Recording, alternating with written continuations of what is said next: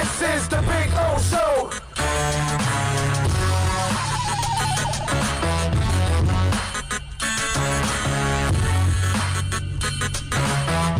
Alrighty.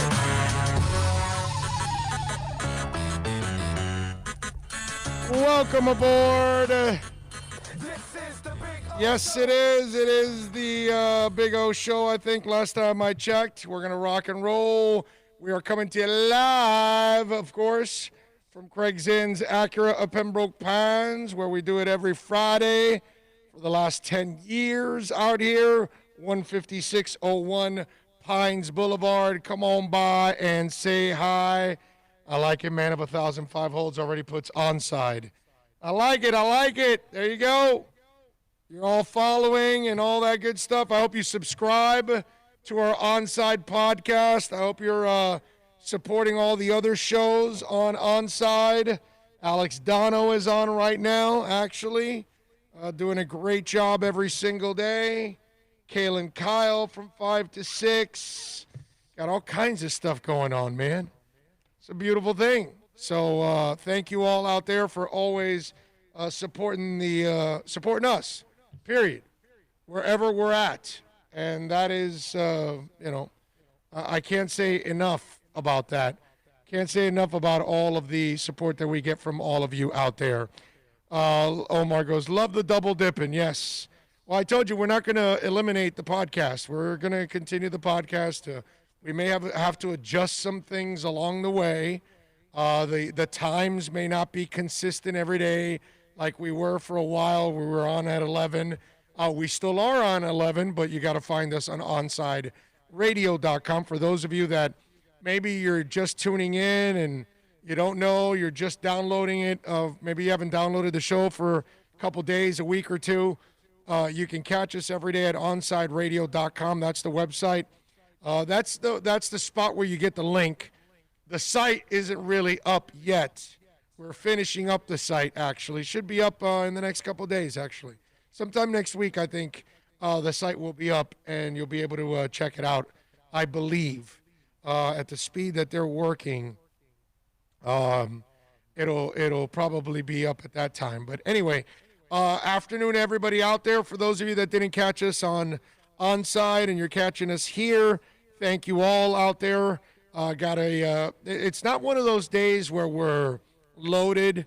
And, the screwed up part about all of this, especially for us football fans, is we've got a whole week to wait for 2-0. And we've been talking about it for a few days, which is good because it's already Friday now. And we still have over a week to wait for all of this and wait for Tua to take place with the Miami Dolphins. So let's hope that the week can go by pretty quickly is what we need, right?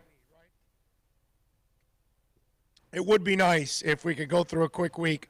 Although I was talking about this, it's an enormous week next week because we get the Mandalorian on Friday and we get 2 on Sunday. So next week for me is like huge because I can't wait for the damn Mandalorian to come back. And now I've got Tua and the Mandalorian. I mean, you can't beat that right there. What do you think, Bill? Little Mandalorian and Tua? Yeah, that's next Friday. Did you finally catch up with the Mandalorian? Dude, I've ridden through it twice already. Well, I am looking forward to it. I can't wait. I got Mandalorian on Friday. This is the thing, though. I told you that usually I don't go week by week by week. I haven't done that in forever. I'm doing it with the new Fargo with Chris Rock. Yes. I got to tell you, bro. Sunday night, and catching it on Monday, whatever, I watch it, and to have to wait and know it's another 6. But did you watch Fargo from the beginning? Yes. Yeah. No. Not this. This is a different thing. It's its own entity. Each season is its own little encompassing. So it doesn't. It has nothing to touch to the third season. Oh, okay. This is the 4th, and it's a new gig, a new deal. You know what I mean? I had no. I don't watch Fargo, but I've heard. Bro, it's pretty cool. Nothing but good things from it. It like you're sitting there, and it's like, okay, this is normal, and there's a twisted scene, and it goes back to normal, and then another twisted scene. It's just out there. Okay. All right. I'm with you. But I hate having to wait. And obviously, The Mandalorian, I saw it like 2 or 3 months after it was in, and I ran through it in, a Binge. day and a half. Exactly. Binge watch. 8 of them. And a week later, I watched it again. And I was like, man, I hate this Fargo situation and The Mandalorian. I know I'm not going to be able to let it run for the 8 weeks. You know what I'm saying? I got you. And then jump in. So I'm going to be in that bastardized, you have to wait until next week. Thank you for sitting on the edge of your seat, buddy. Yep.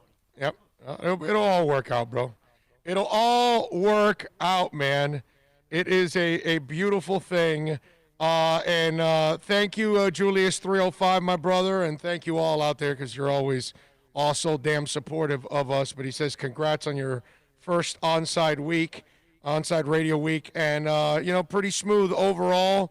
Our first week, it's considering everything. I think we've done an outstanding job. Actually, it's been awesome, and it sounds great, and we got a lot of good people. I encourage you to listen to the Morning Juice with the Lemon City Live guys from 8 to 10. They're a lot of fun. They do a really good job, a great banter amongst all those guys. Ethan Skolnick and the 5 Reasons Sports Hour, fantastic. Obviously, the worst part of the station is me from 11 to 1, and then obviously Alex Dono kicks ass from 1 to 5. And then we'll have Kaylin Kyle doing her deal from 5 to 6. Now, Kaylin was not in all week for her first week, so we had a couple of fill-ins there with Chris Whittingham and Juan Arango. Juan is actually on today between 5 and 6 doing Inside Football. And then Manny Navarro, been friends with Manny for 25 years. I've known him for a long time in this business, and I'm really excited for him because this is a really cool venture for Manny because he's always been a guest. He's always been a co-host maybe, but he's never really had his own show.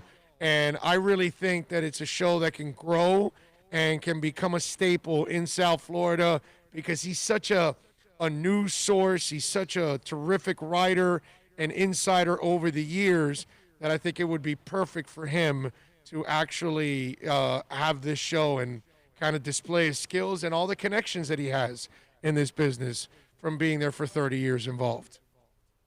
I remember the week that he covered the Canes.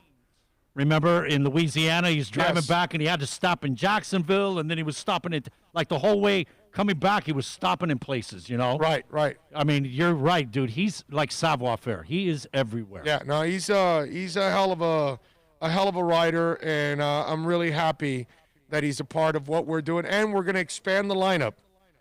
We will add more. I've got plans to do more. We're going to create a real sports station here in South Florida that you guys can tune into. So onsideradio.com, where you can get the live link there. It's not really the website. It's just a placeholder for the live spot for the listen live. The website's actually looking really, really cool behind the scenes. We're working on it now. And so it should be up by next week. But everything will be up. We'll have the podcast page up. And although you could go to the podcast already and Podbean and all that and follow us there, man. So really looking forward to building this whole thing on Onside Radio. And Lord knows that South Florida needs it. Plus, Jorge Mas is in charge here. So along with Jorge, we're going to create a station that, like, people can be proud of and they can listen to and they can connect with and all that good stuff. So that's the idea. So thank you all out there, as always, for supporting us. Really, really good week. Let's see. Herman says, you are the best part of radio. Thank you, Herman. You're too nice. Ray says, howdy, everybody. Big O. Bill, double Big O today after the show, going back to Onside Radio. Thank you, sir. Antonio's in, says, been listening to the website. Is awesome, Big O. Thank you. Lewis Bryan says, ATL checking in, Big O. Can't wait for 2 a time. My toes are tingling, and I'm riding around with my windows down. Mad Dog is looking down saying, all right, Miami. Yes, he is. Yes, he is. Herman says, I really enjoyed when you ripped Tyler Hero's rap song. Yeah, no, that was terrible. Oh my God, that was terrible. Did he get sabotaged because the guy that did Harlow, he's a Louisville guy. Yes. And Tyler, there's no love lost between those two. Right. So maybe like this was a backward sabotage. I don't know, but I mean they're buddies. They hang out. He's in the video, all that stuff. But that Jack Harlow music is just terrible. And my producer over at Onside, Tito, played for me his hit song, and that thing sucked too. So it's like I told Tito, do me a favor, play me a little Lupe Fiasco so I can feel a little better and like hear real rap. Because I don't want to make it sound like I'm the old fart, even though I am the old fart, but the old fart that hates all new music, and that's not true. You know what I mean? I like new music, but it's got to be good music. I like Adele because she's talented. I like 21 Pilots because they're talented. I like Them Evils because they're talented. I like Greta Van Fleet because they're talented. There's some new music that I do like. Some new rappers that I do like. But a lot of the rap that I hear is just, I'm more of an 80s, 90s guy, but I do like some of it. I got to be honest with you. When you said old fart, what went through my head commenting like that? David Crosby, his comment on Eddie. Right. Did you see the latest that came out on that? No. Okay. Supposedly, he says oh, yes, that I his saw it. family has enlightened him. He really supposedly never listened to Van Halen. That's fine. That's his claim. Well, because he's a folky, psychedelic guy. Yeah, but he's out in California. He might not be in the heavy music, dude. The whiskey. I mean, at no point he accidentally bumped into Van Halen. Like maybe he's not a Sabbath guy either. He doesn't like heavy stuff. That's possible, Bill. Being in the music industry, I find it hard to believe at some point that he didn't walk into a place and like Van Halen's in the background. Something. Come on. But in his eyes and ears, probably didn't pay attention to it because he didn't like it. He tuned it out right away. You know what I mean? Well, that's pretty shallow by a guy that's in music. You know what I mean? Yeah, but he's a different kind of music guy.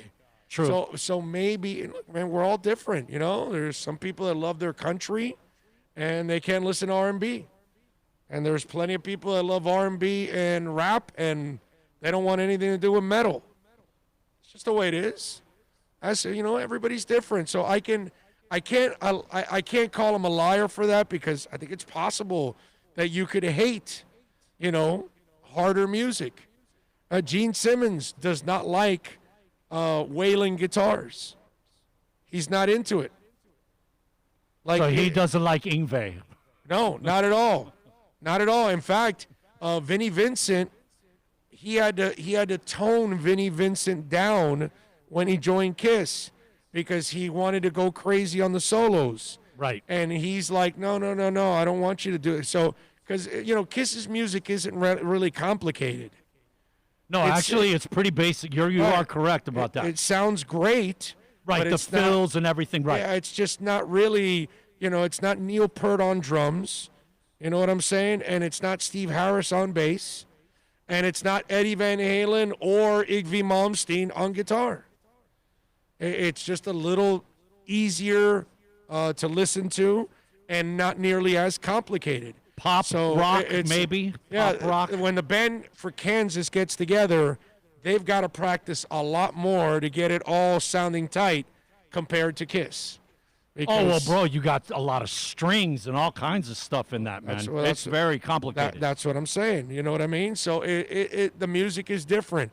So I don't know if people know that, but Gene isn't into, crazy-ass guitaring and all that. And he's the one that helped discover Halen. Halen and whiskey. Go. Right, exactly. But do you think he wants to hear a Michael Schenker solo? No, probably not. But you know what? It's not his thing. But that's my point. Because of Gene being in the music and him not even being into that type of music, he can appreciate what Eddie did. Right. I would think as a musician, especially if you're at that class Okay, or but David Crosby. Let me walk you again through some stuff you'd here. be able to appreciate. You know what I mean? Okay. Because of what you do. Okay, who's on social media? Gene Simmons or Crosby?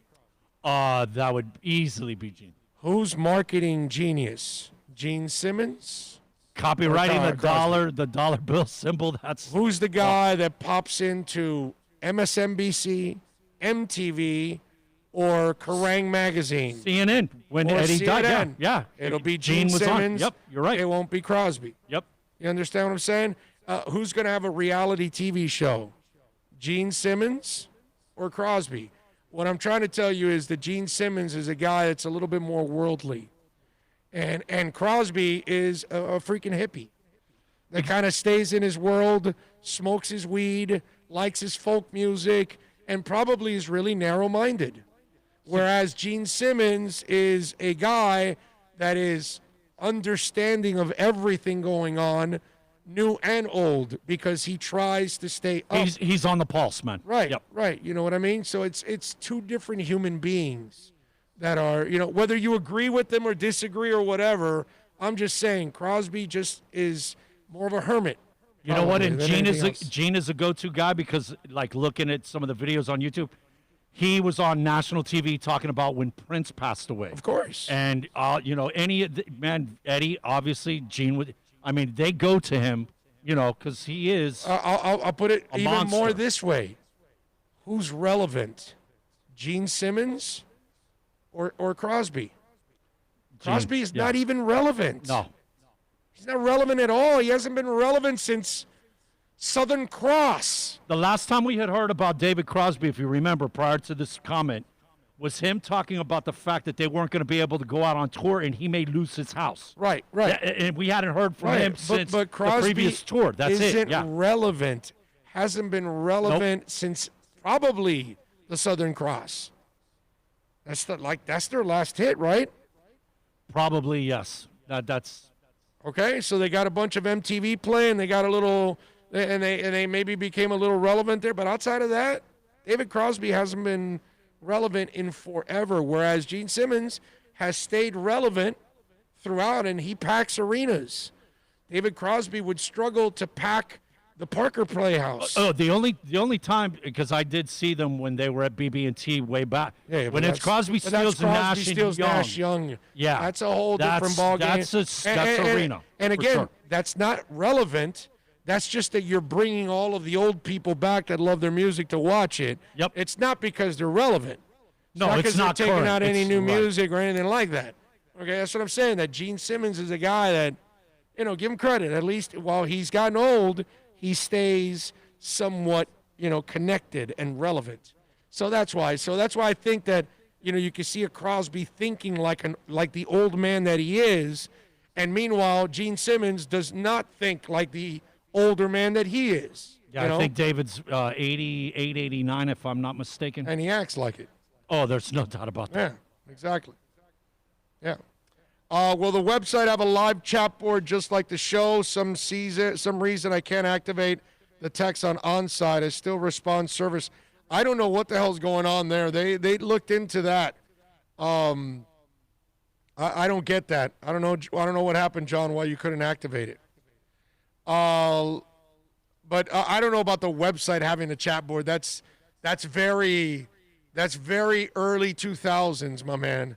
That just doesn't happen anymore. Websites having chat boards and stuff like that. But listen, you could always chat with me on Twitter when I'm on the air. So I check my Twitter page, and so that will be another way that you always can chat with me on Twitter or DM or something like that. So you'll be able to do that always, John.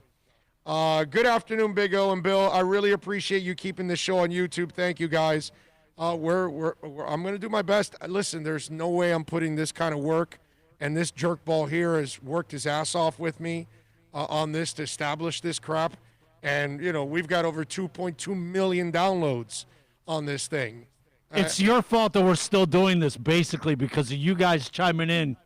We have to keep it up. Yeah, exactly. So I'm just saying that it's one of those deals that I told you we keep it going. Now, has not been easy for me in this whole week. And then, you throw laryngitis in. Yeah, your voice is It's like, dude, I'm being pushed to the brink, brother. After this show, I'm doing nothing for the weekend. Now, I do have my broadcast for the game tomorrow, but I am going to be throwing it a lot to Dono and let him do a lot of the talking in the pregame, in the half, in the post.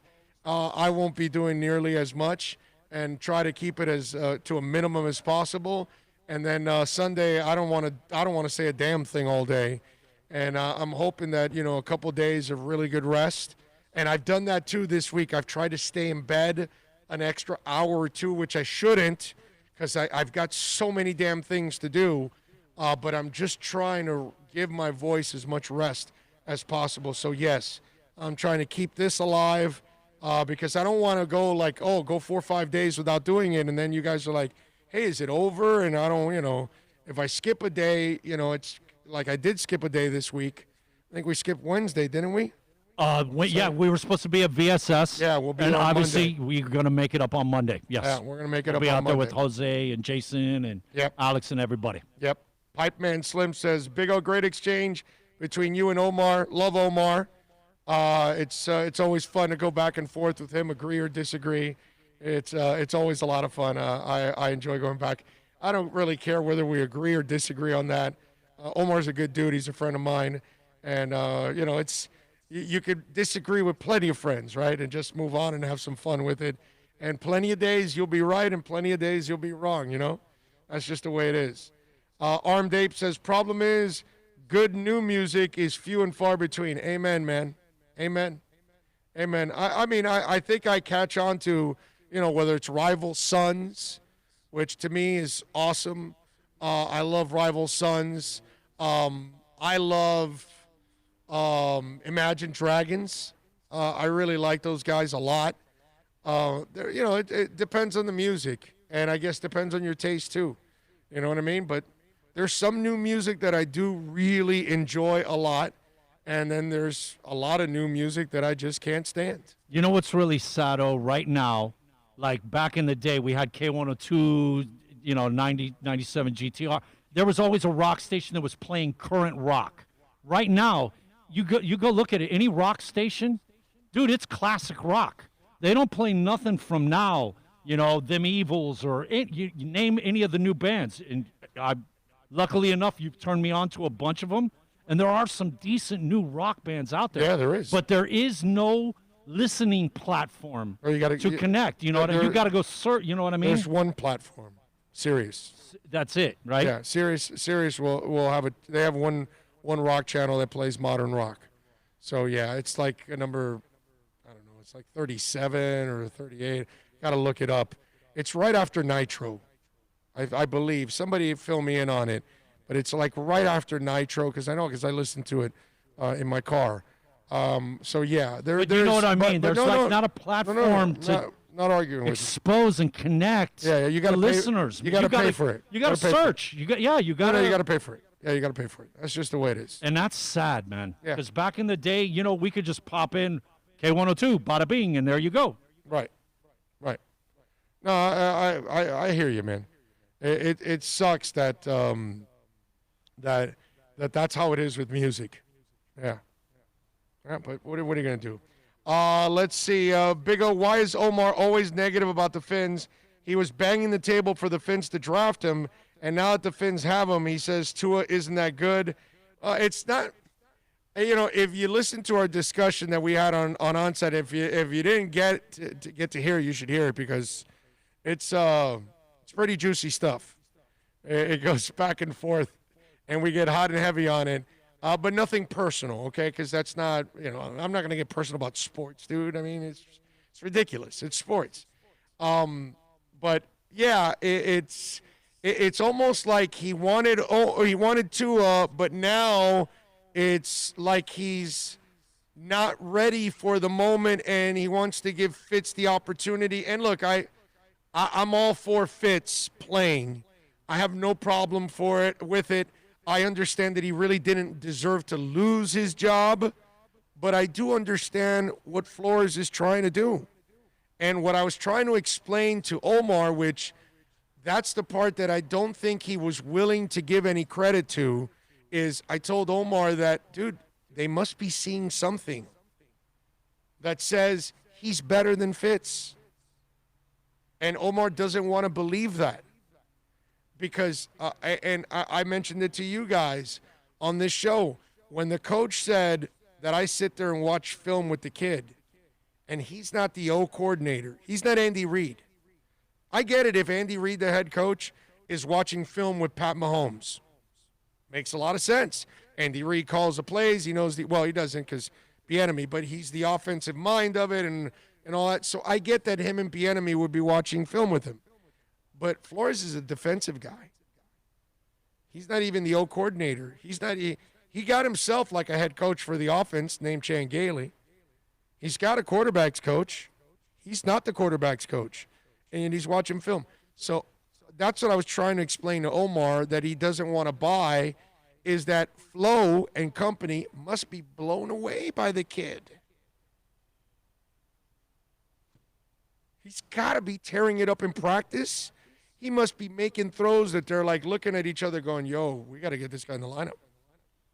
I'm dead serious. And there's a couple of videos that have floated around of him in practice, and you could tell they're kind of spy-ish type videos because it's not clean from the camera. It's like a phone somewhere that somebody was holding. And I've seen a couple of those videos, and the dude is dropping dimes left and right. Well, you said he was deadly accurate. Yeah, right? well, you saw it. Yeah, man. No, those passes. You saw it in Alabama, and then you saw it with the two passes he made were deadly accurate. And effortless. Like, Right. you couldn't go and walk it up and put it in the guy's hand. Because you can't know? teach that. Yeah. You're a darts guy. I use that excuse that example all the time. You're a darts guy. You know what I'm talking about. Tons of people can't throw darts.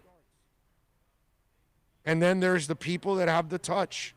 Because there's a touch. There's a way you have to release it. Because if you don't release it, you're taking the eye out of some guy coming out of the bathroom. It's just the way it is. And if you don't have the touch, and the football is not round, it's an odd shape, and you have to have that touch, that spin, to be able to place it right there.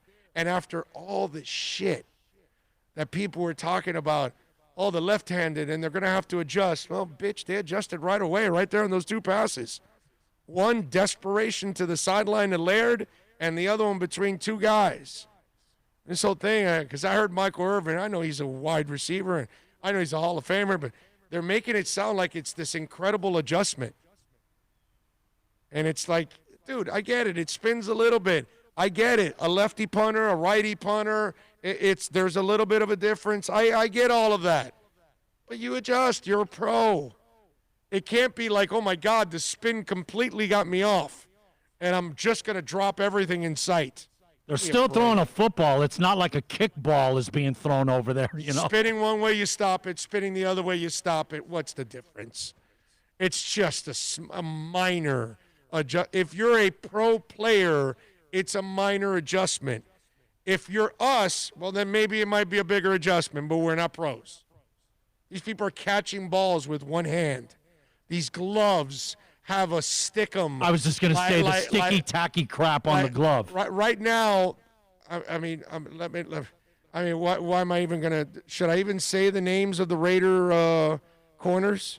Oh, back in the day? Like people won't even know Fred Biletnikoff and the forearm catch? No, it's just that they had all the stickum on them and all that.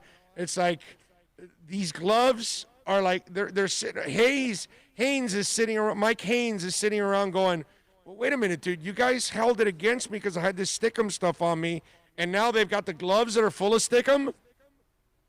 I told you the story of the guy that used to work on the dock. One of my best drivers. He played for the Raiders, and he said flat out, man, they'd sit there and they open up their arms, and they'd spray down their arms and Vaseline up the jerseys front and back. That's it. You know? Stick them on your arms and Vaseline. I would be disappointed if the Raiders did anything less. They were the one that started the concrete and the electric conduit pipes to put in their pads, their arm pads, all the offense and defensive linemen. Yeah. Arm Dave says, is it on-site or on-side? OnSideRadio.com. onside, like onside on the ball. That's what it is. Oh, before we get, Okay? let me. Onside radio arm, Dave. Thank you, sir. And go to Twitter. Follow, please, all of you. Follow the Twitter feed at Onside Radio. Okay? Please. In your experience, how odd is it for like a defensive-minded coach to be that involved with the quarterback and film and stuff like that? I've never seen it. You've never seen in all your years. It's Belichick and him. Okay. I've never seen it because usually you stick to your side of the ball. Exactly. That's what happens. You know, because you usually feel like a fish out of water when you don't. You kind of get in the way. Yeah. You kind of get in the way in the room. Why do you think he went and got Gailey?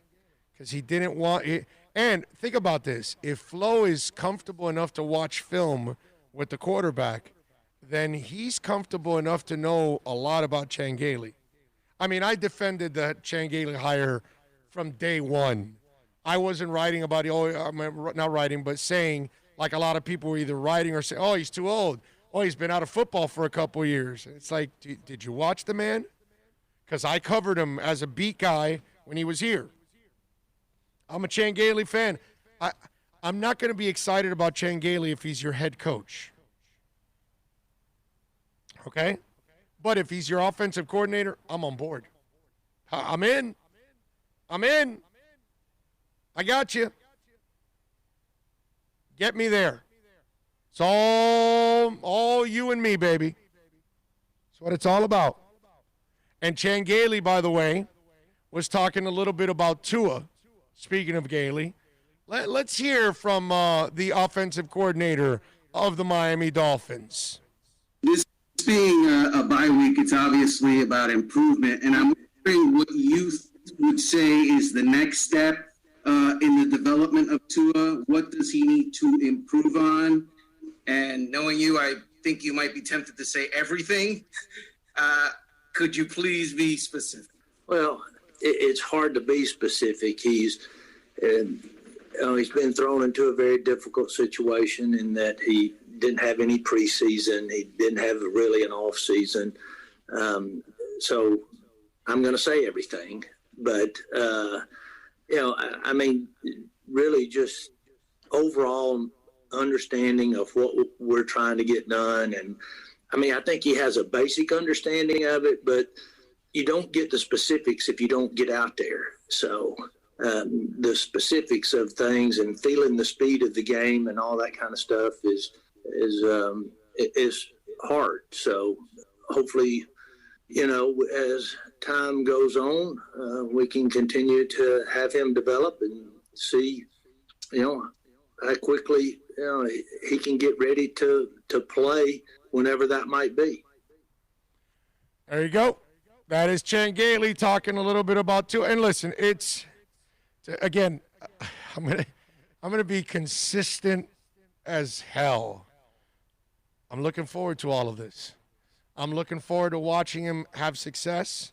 I'm looking forward to watching him create his mistakes and then, correct them, because that's all part of young players. They're all going to make mistakes, and then eventually they will overcome those mistakes, and he's that kind of dude. This is going to be a lot of fun, but it's really hard to pinpoint anything with him, thinking that he is going to excel right away when it's a difficult situation, like Gailey said. He's going into the NFL, dude. This isn't a joke. These people are smart. They game plan. They know what your weaknesses and your strengths are.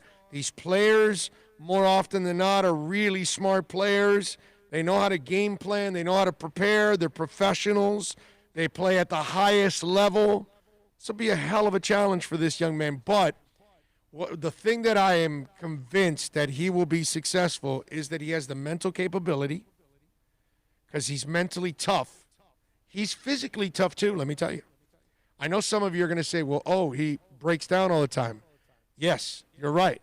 But the fact that he has rehabbed and come back from all of these things, sometimes within a season, shows me that there is a toughness to him and a fearlessness. I don't even know if that's a word, but he is fearless. He's fearless Because think about it. You have had now a serious hip injury. You had whatever the rehab was to rehab that thing cannot be easy. It's got to be just daunting. And now you're willing to get back on the field. It's like Alex Smith.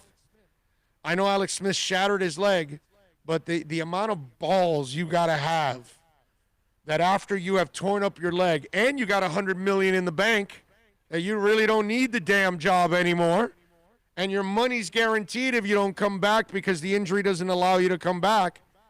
The fact that you went back to take the field, that's tough, dude. That's cojones. And that's one thing I like about this kid. He's not, you saw him when he was rolling left this last week. He was fearless of the pass rush. He knew exactly what he had to do and did it. And completed that pass. So to me, that tells me all I need to know about Tua. Right there. That pass right there. And when he was coming back, he had an intensity about him. Did you notice that? Did you see his face? And Tua has a lot of Wade in him. That he is the all-American kid. You want him dating your daughter. You want him leading your franchise. You want him, you want him representing you in every which way possible. And yet he's going to be at the hospital with the kids. He's going to be at the veterans hospital with the vets. He's going to do all the nice things. He'll shake your hand before a game. He'll look at you, smile, say, hey, good luck to you. And then when he turns around, he's going to say, I'm going to cut that mother effer's heart out. That's Dwayne Wade. Like Dan Marino was a different cat. Dan Marino was a Pittsburgh guy, a blue-collar guy, and kind of told you to your face, hey, I'm going to cut your heart out, and then went out and did it. Tua and Wade, they're not like that. They don't need to talk any smack to you or any of that. They'll just like, hey, whatever, we're nice. And then if you get nasty with them on the field, they get nasty back. But if not, they're just going to go out and be competitors and be the guys that they are and just cut your heart out. Russell Wilson doesn't talk crap. He doesn't do any of that. Jim McMahon was going to talk crap and then beat you. Brett Favre was going to talk crap and then beat you. That's it. Those guys are cut from a different cloth. Different guys. But these kind of guys, Tua is a lot like Wade. A ton like Wade. You just see it in him. But you got to watch out with those kind of guys. Because they got that smile, but then if you're on the other side, you love him before the game, but then when he beats you, you hate him after the game. I don't know. No, I think you don't hate him. I think you respect him. Oh, well, no doubt. I think you hate Tom Brady. I think you hate Cam Newton. I hate Aaron Rodgers. Man. I think you hate Aaron Rodgers because there's a smugness to his game. You know what I'm saying? I don't think you ever hate Wade. I don't think you ever hate Tua. I don't think you ever hate what they do to you. Yeah, but because they're so damn nice and polite about it, like how do you hate Russell Wilson or Pat Mahomes? You can't root against Russell Wilson or Pat Mahomes. Yeah. No, Pat Mahomes is just like Russell. They're super likable, bro. You see that commercial with him and Roger, and he's just like throwing all the ketchup on his steak, and like he'll make fun of himself and all that. Like, how do you not? Like yesterday, the kid runs for 80 yards, and he falls, right? And Pat Mahomes immediately tweets out, "Damn, man, I wouldn't even made it that far." Right. Yes. Great job by Daniel Jones, because I would have fallen way before that. And so he's making fun of himself. It's all that, and that's why you end up liking a guy like Pat Mahomes. He might cut your heart out, but then after that, you're just going to say, well, I can't hate the dude. Like Magic Johnson. There was always just a smile. I get it, if you're a Celtic fan, you probably hated him. But outside of that, it's really hard to hate Magic Johnson. You almost have a hard time hating it, like you can't. Right. You just physically can't. Right, because they just carry themselves the right way. It's just hard to Cal Ripken, he hit a home run against you for when it's all said and done, or Tony Gwynn has the RBI single for the game winner. What are you going to do after the game? Call him a mother effer?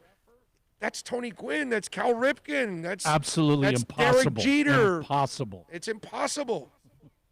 It's impossible. And Tua's that guy. Tua's that guy.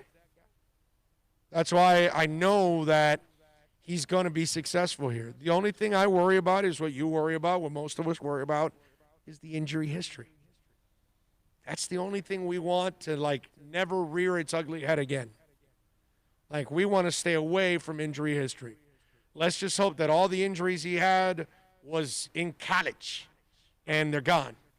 And now in the NFL, he is, raring to go and all good, Would be nice.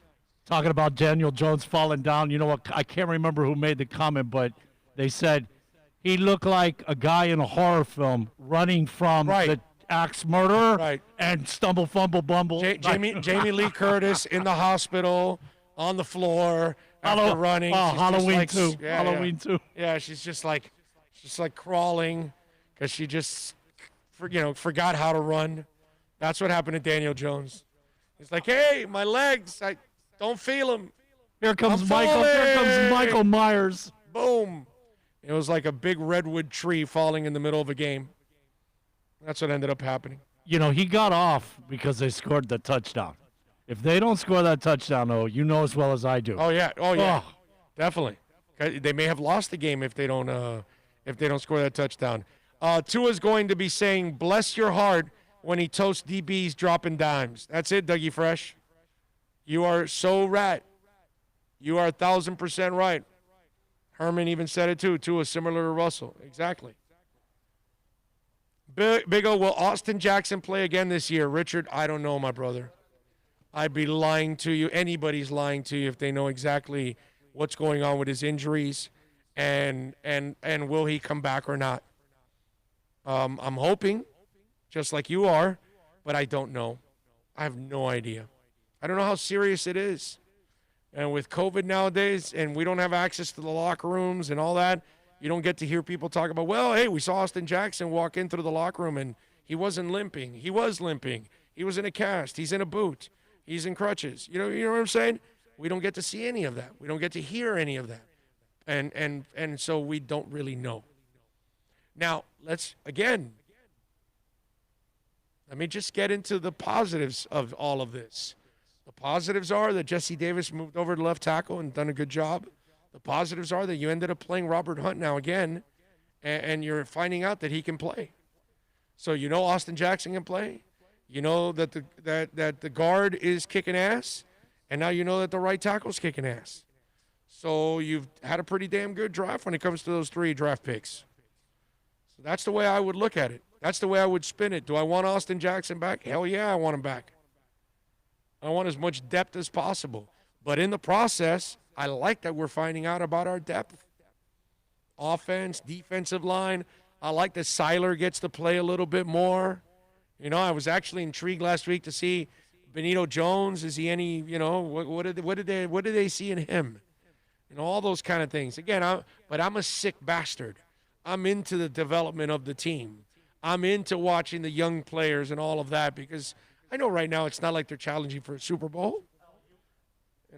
Hell, you were looking forward to 0-16, bro. Yeah, I was looking forward to God, you're sick. Well, but I was looking forward to the development of the team during that time. You truly are twisted, my brother. Yeah, but even when they were 0-7, we walked you through the individual improvements that the team was making. You could see it. We spotted whoever pointed it out for you all along the way. We spotted because again, the close-minded person says 0-7 they suck.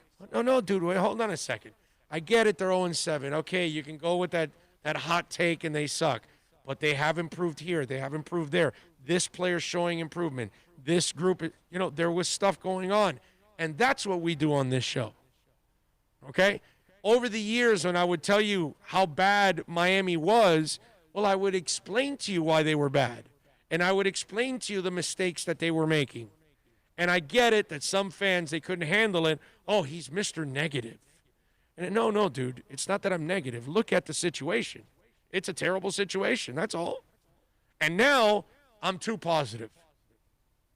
But the beauty is that over 20 years, all the negativity was proven right because it was never proven wrong. When I would tell you that they were terrible, they were terrible. And now that I'm telling you they're going to be good down the line and they're headed in the right direction, well, then everybody's now seeing that. So last year when we were telling you early on, hey, they're not tanking, and everybody tanking. By the end of the year, all those tankers looked so stupid. We did it on our show because we never went with the easy, lazy narrative. You go back and look at week 3 through 7. Basically, we spotted the team 15, 20 minutes. Right. The other 40, 45, we played teams even. Yep. Even when we were getting beat. Yep. Miami Kid J says, I've given Chris Greer a lot of crap for some debatable picks, but this year he shut me up. The Solomon Kinley kid is the real deal. Yeah, but Robert Hunt's playing well too, right? And the Austin Jackson pick was good. And there's a lot of things to like about this draft. There's a lot of things to like about the team. You know, what's it called? Your starting running back, Myles Gaskin, was a late round pick. Your slot receiver, Isaiah Ford's a late round pick, 7th rounder, I believe. Your number 2 wide receiver, Preston Williams, is a street free agent from last year. I don't know how much more the guy, he fleeced the Houston Texans for 3 picks, and he already solved the left tackle part. That's it. We don't even have to worry about it anymore. Like, we don't have to, wow, what if we can't find another one? Remember that? But it's good now that you know how to draft and you got a guy that knows how to make trades and all that stuff. I mean, it's beautiful to see what's coming together with the Miami Dolphins. You know what I'm really looking forward to seeing, man? How they utilize the kid Jones. They got in the second half and played well, the kid from Texas. Benito Jones. Yes. Yeah, I was talking about man, that. Yeah. I really want to see. Right. Because he was at linebacker. Right, and we can't assume anymore that it's just a pick because we've watched Preston Williams, right? We can't assume it anymore because they'll find guys, Nick Needham, they'll find guys off the street that will then become players for them. You know what I mean? Very Heat-like in a sense. You know what? Let's do this. Let's take a quick break here. Boy, this is. You've been at it for 48 minutes, my brother. It sucks that it's about to rain because you see it's cloudy. But the only good thing is, well, there's a sweet breeze coming in right now, right? You know what? Today is like the first day of that. We're out of the summer. I haven't even. You know what I'm saying? I didn't even bring down the fan. No, I brought my. Well, you're smart. Well, but you work. I don't. Anyway, so. You work, my brother. Yeah, but I mean, physically you're putting all this stuff together. So I get it why you need the fan. Anyway, let's take a quick break. We'll come back. We'll start off hour number 2 here on the program. We're coming to you live from Craig's Inns, Acura of Pembroke Pines, 15601 Pines Boulevard, just off of I-75 in Pines. I got my NFL picks. We got more to do here on the Big O Show live from Craig's Inns, Acura of Pembroke Pines. Hey, it's Big O for all of your CBD, THC, or hookah needs. You got to get on down to VSS West Pines at 12397 Pembroke Road. Yes, they have got legal THC. You've got to check it out. And they've got, of course, when it comes to CBD, flower, tinctures, edibles, for all kinds of reasons, whether it's pain, stress, anxiety, you name it. And don't forget, when you mention my name, you'll get 20% off. Tell the boys out there that I told you to get on down to VSS West Pines, 12397 Pembroke Road, and call them 954-613-3367. Legal THC, CBD, all of your hookah needs. You go to VSS West Pines. Are you tired of watching the same old travel videos on the internet? Well, then check out MikeNoGoZones.com, a travel documentary that's breaking barriers. I go to the places that the media tells you to fear, where no one else dares to go. Baltimore, Opelika, South Side of Chicago, and more. Go to MikeNoGoZones.com. Hey, it's Big O for EJD Construction. Listen, I've been telling you about Eric for a long time now. Custom home builder for additions, home remodeling. We're not talking about a handyman. Maybe you want to redo that man cave. We're not going to a lot of live sporting events. So you want to improve that experience in your man cave? Call them 305-433-4843. Tell them that Big O sent you and go to the Instagram page. You can see the before and after there. You'll be impressed. EJD_construction. Call them 305-433-4843 or go to the website ejdconstruction.com. America's premium sports sedan is at Acura of Pembroke Pines, and this is how we do it. TLX, $259 a month, $259 at Acura of Pembroke Pines, the #1 volume Acura dealer.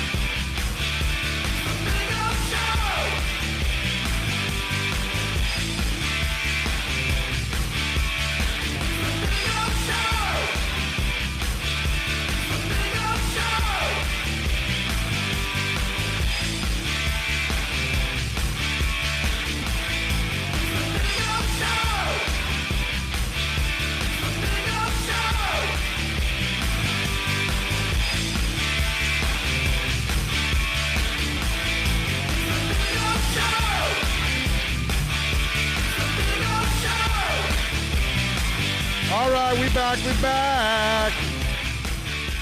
If you want to get in on the program, you can always reach out to us on the text line 786-322-1105. That's 786-322-1105. If you want to get in on the show, you can also reach out to us on Twitter. That's at Big O Show. Follow us there as always, because that is a 24-hour talk show there on Twitter. Appreciate all of you out there for supporting us on our new venture at Onside Radio. It's onsideradio.com. That's where you can get the live link at that web page. It's not the website. It's just a web page for the live link. Our website should be up next week at some time. You can also reach out to us and follow us on Twitter at Big O Show there. As always, appreciate all of you out there for supporting us. Let's see, what do we got here? Go ahead. I hope that everybody in South Florida enjoyed the sun for like 8 hours, because it would rain like the previous 4 or 5. Yeah. From what I understand, there's a tropical whatever coming through Cuba, and once it starts raining, it's supposed to rain all weekend. So I hope you guys enjoyed the 8 hours of sun we had. So basically, we're playing football tomorrow in the rain? That's what they're saying, man. Wow. Okay. Yep. If Tua leads the Fins to the playoffs, and if Chicago and Miami somehow cross paths, will Bill root for one of his 15 teams, Chicago or Miami? It depends on the team that he thinks has the best chance to put on the Super Bowl. Then that's the hat he'll put on. That's probably what it is. So if by chance the Jaguars get there, then he'll be sporting a porn stash, knowing Bill, and he'll have a Jags hat on. That's kind of that's the way Bill rolls. What can I tell you? If it's New Orleans, he'll have a bowl of gumbo in one hand, right, and then he'll have like some kind of black magic doll in the other, and he'll be rooting for the Saints. That's just kind of the way Bill rolls, bro. It's just that's his style. Appreciate that, man. I got your back. Mike says, I believe the key to this team is getting leads early. They aren't a strong tackling run-up defense. This defense will play very well with other teams when it's forced to pass. You're right, Mike, but that's because they've got a great secondary now. Once you brought Jones back, you brought that secondary down to shut down again. So it becomes that much more difficult to pass on these guys. And that's why. Listen, any defense and any team plays better with a lead. Okay? Everybody's a better front runner overall. Now, if that's all you are, and again, this is not an explosive team yet. So it's hard to make comebacks. You know what I mean? And in order to be explosive, normally you've got to be together for a while. You've got to develop that kind of chemistry like they've got in Kansas City, and in certain other places that may have some kind of Tennessee right now. Obviously, Ryan gets to make the plays that he needs to make, and then that line and Derrick Henry just absolutely dominate. So they're in a groove right now. Seattle, certain teams that have had a while to establish their culture and their teams, they can have success. But a team like Miami, this is their second year. They're not even halfway through it yet. So it's really hard to expect them to be impactful on either side of the ball, or explosive on offense, or completely dominant on defense. How do you build that in 1 year in 6 games? Really hard. So we got to be patient. Tua gets a hell of a welcome to the league next week with Darnold and that line, though. Hopefully the travel week plays into it. Yeah, but you listen. You got rushed right away on that first play. Tua's going to have to, and they're going to try to double team Darnold. Not that that's going to help, because that guy's a beast. But, I mean, it's all part of the game, man. It really is. It's not a big deal. What else do I have here? What up, Big O and Bill? How's it going, everybody? It's Tua time. That's NorCal chiming in. What else do we have here? Call of Duty says the Giants is the only team that doesn't have a good defense with a lead. Let's see. You guys know which rookie is playing his ass off and doing so much and doesn't get that much attention? Brandon Jones. Yeah, another draft pick. It's nice. Think about this. It's nice to have a lot of draft picks, and then it's even nicer to hit on a bunch of them, because that turns your team around with a quickness. That is awesome. That's why I think they're 3-3 in their second year in the 6th game, and they're in second place already. That's why, because they've hit on a lot of picks. They've turned things around with a quickness. I've told you for many years, it's not where you pick, it's who you pick. And if you know what the hell you're doing, you're going to find players all throughout the draft. You're going to find them in street free agency. You're going to find them in trades. You're going to find them in free agency, and that's what the Dolphins are doing, man. And that bandwagon for the Dolphins next year is going to start getting loaded up. It's going to be ridiculous. All those friends of yours that used to I'm sick of the Dolphins. I don't watch them anymore. Now they're going to be glued to the tube and watching and all of that. And I think it's going to be the best part about all of this is for people like you and me. Because if you're watching this show, you're hardcore. If you're downloading this show, you're a hardcore. You're the kind of Dolph fan that doesn't back away from the team because they're 1-15. You may complain, you may bitch, but you're like me. We may complain and bitch, but we're watching. It's funny, right? We're watching. We're watching the preseason. We're watching the regular season. We're watching all the way to the end. We want to find out about mini camps. We want to find out. We're watching every draft pick. And then what do we do after that? Then we want to find out the list of free agents that they signed. We may not know most of them. Maybe we might know 1 or 2 of them. But we want to find out who they are just in case, because they might become players. That's what we do here. That's the kind of fans that are usually downloading this show. It's definitely the kind of fans that usually are watching the show. I can guarantee you that. It's nice to have that kind of love and passion for the team, because you and I, when we're in Cleveland celebrating and enjoying another great draft, and we're singing the Dolphin fight song around the great Don Shula's bust, that is, and the following year when we're watching our team go to the playoffs, and eventually when we see them go to the Super Bowl, we're going to enjoy all of this because we've been through the real hard times.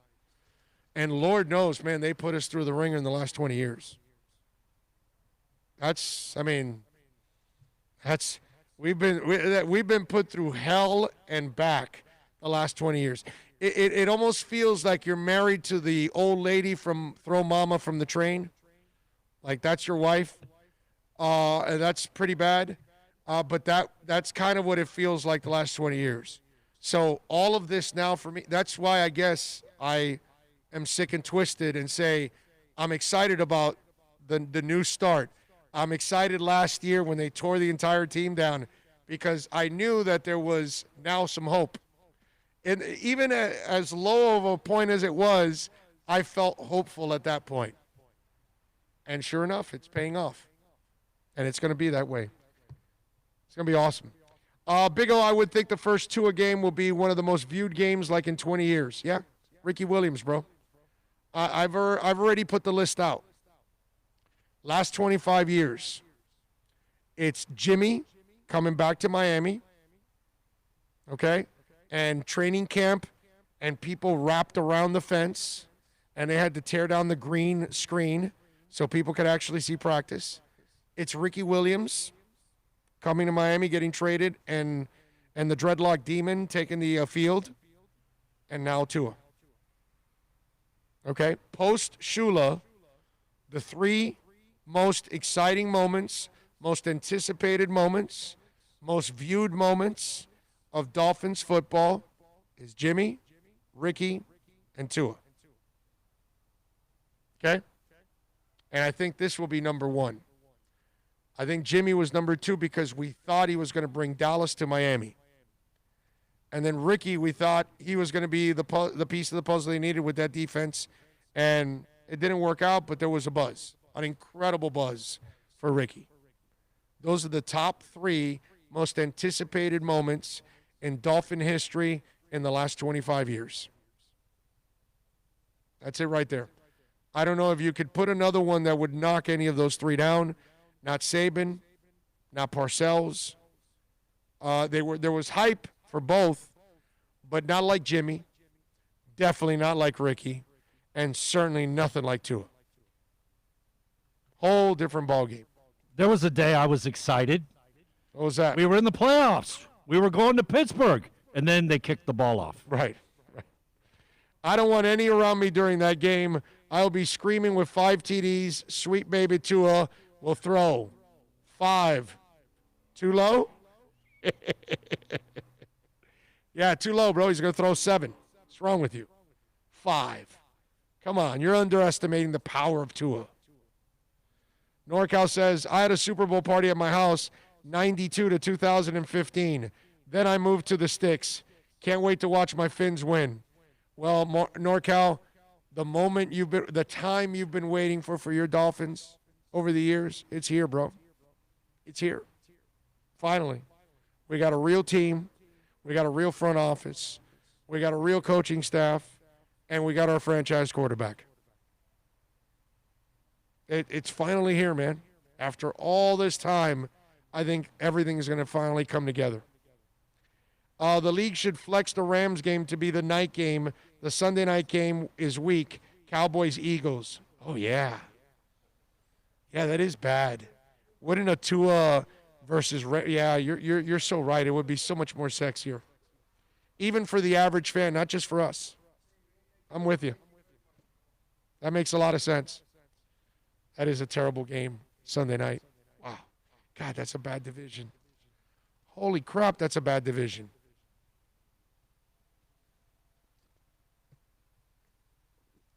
It finally is raining.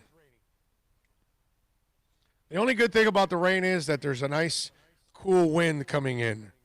So, I'm kind of used to it being a little sticky when I'm doing it out here because we have the heat and the humidity. But now the rain, okay, cools it down. Hopefully it'll rain all the way through the show because you know what happens after it stops raining, Bill.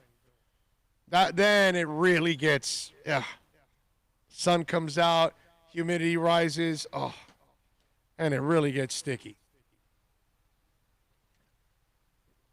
That's what you want to stay away from, right? Starts raining. Stops raining. Heat picks up. Swamp ass goes up. That's kind of the way it goes. Cleo Lemon's first start isn't on the list. I watched him get knocked into next week by Pittsburgh. You remember Mike Tomlin's face? Like, you guys better come get this kid. I don't want to make fun of it because I feel bad for Pat White. I talked to him, by the way, several years after that. He's a nice guy. But, yeah, I remember, Mike Tomlin was, legit concerned. It was one of those things whoa, are you guys watching this? That's crazy stuff. Let me give you my picks in the NFL slate this week. We got Dallas taking on Washington this week. It's a terrible game. Dallas, by the way, is favored by 1 against Washington. I am going to go with Washington in this one. I think there's a lot of dysfunction in Dallas. They've already talking about how the coaches don't know what the hell they're doing and they're not making adjustments. So that means they might be losing the locker room. I think Washington has the better coach in Ron Rivera. I think Washington has the better defense with the Washington Redskins. I know that their offense and their quarterback situation is not a great one, but what is Andy Dalton? And Andy Dalton can give it away now. So I am going to go Washington +1 in this matchup, only because I'm going to go with the fundamentals. Better coach and better defense. I think Washington wins the game, and the Dallas Cowboys suffer another loss. The Bills are favored by 12 against the New York Jets. The Jets, it is dysfunction at its finest. The Bills obviously have got a killer defense, and I think they're going to wreak havoc on the Jets' offense. I don't buy Sam Darnold. I don't care that he's coming back. I don't buy Adam Gase, who's coaching Sam Darnold. I am actually going to lay the 12 points. I think the Bills win easily by 14 or more in this game. I really do. I think they pick up at least 10 points on defense. At least. On the turnovers, they will get 10 points easily. So you throw that in there with a couple of touchdowns, and I don't think the Jets are going to be scoring a lot. I got the Bills winning comfortably. I'm laying the 12 on this one. San Francisco is at New England. The return of Jimmy Garoppolo to Gillette Field and to take on his former team and his former head coach and the quarterback that was campaigning to get him out, unfortunately is not there. But Jimmy will be able to take it out on everybody else. And I'm going to go San Francisco +2. I told you I don't buy New England. I don't buy Cam Newton. I don't think their talent is that special. I know that Bill Belichick is a damn good coach, but you can only go so far if you don't have the guy at the helm. I think they lose, but I'm going to go San Francisco +2 because New England is favored by 2. So I'm going to take the points. I'm going to take +2. I think San Francisco wins on the road. I think Jimmy Garoppolo gets a little sweet revenge on his former team and beats the New England Patriots. Seattle is favored by 3 against Arizona. And Arizona is a team that it's kind of intriguing because they're not consistent. And I know that Kyler Murray is fun to watch and he's a hell of an athlete. I just think Seattle's the better team. And 3 points is kind of the borderline. If it was 4, I probably would even stay away from this game. But I'm going to go with the 3, okay? Because it's low enough that I think they can win by the 4 or 5, or maybe even 6.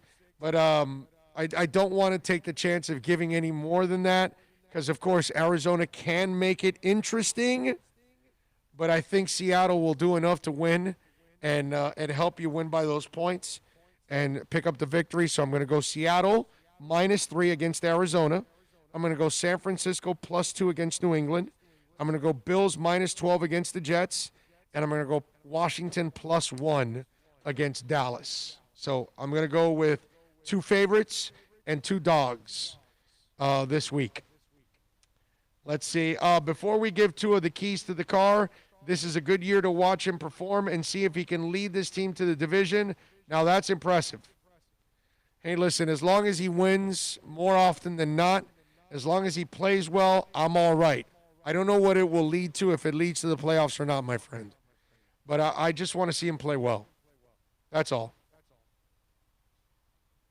Miami Kid J says the trade for Fitzpatrick here in Dallas has picked up some steam, Big O. Oh, that's all desperation.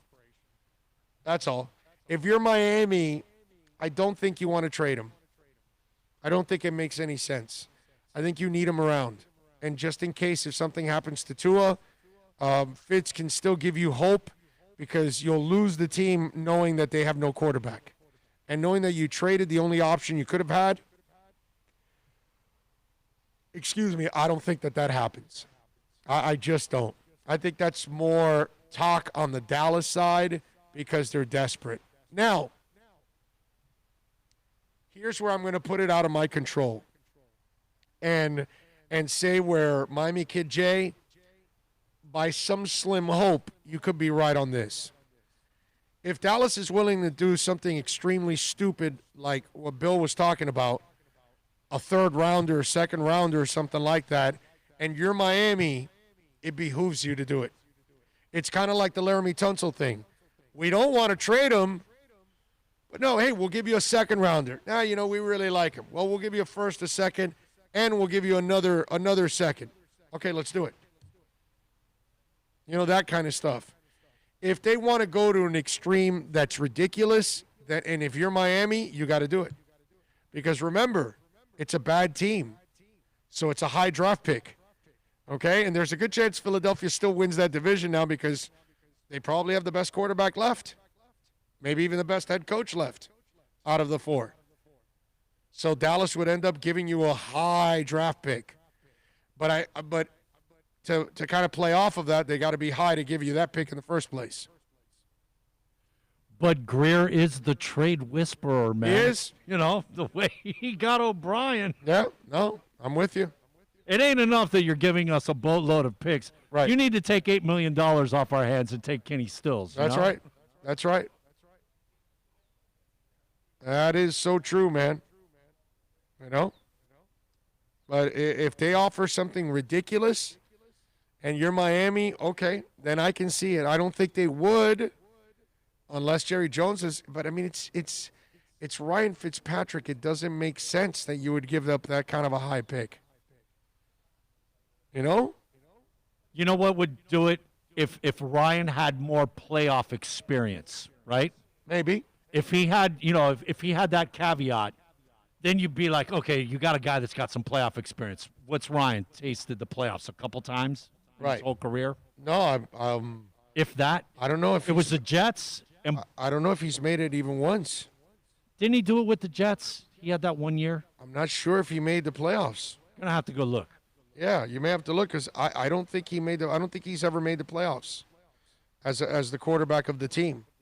Might have made it as a backup, but I don't think that he has made it, as the without Fitz having playoff experience, it's going to be really hard for Greer to do any whispering, bro. Yeah, big time. Speaking of Jimmy Garoppolo going back to New England, Cam Newton, by the way, has been hard on himself after he went 17 of 25, 157 yards, 2 interceptions in their 18-12 loss to the Broncos. I don't know if you watched that game, but that was pretty bad. He goes, I just haven't been good. I haven't matched enough good plays together for my liking, and what it comes down to, when I mean good plays, I mean right reads, I mean ball positioning, I mean making guys miss, just the whole gamut of how I play. I know what I'm capable of. My standards is extremely high, and I haven't been meeting it. My personal standard, that's how I feel. And I respect him saying all those things, but I also think ball placement, bro, ball positioning, since when have you been good at that? I mean, if you're going to wait till he is good at ball positioning, then you're going to wait a long time. Okay?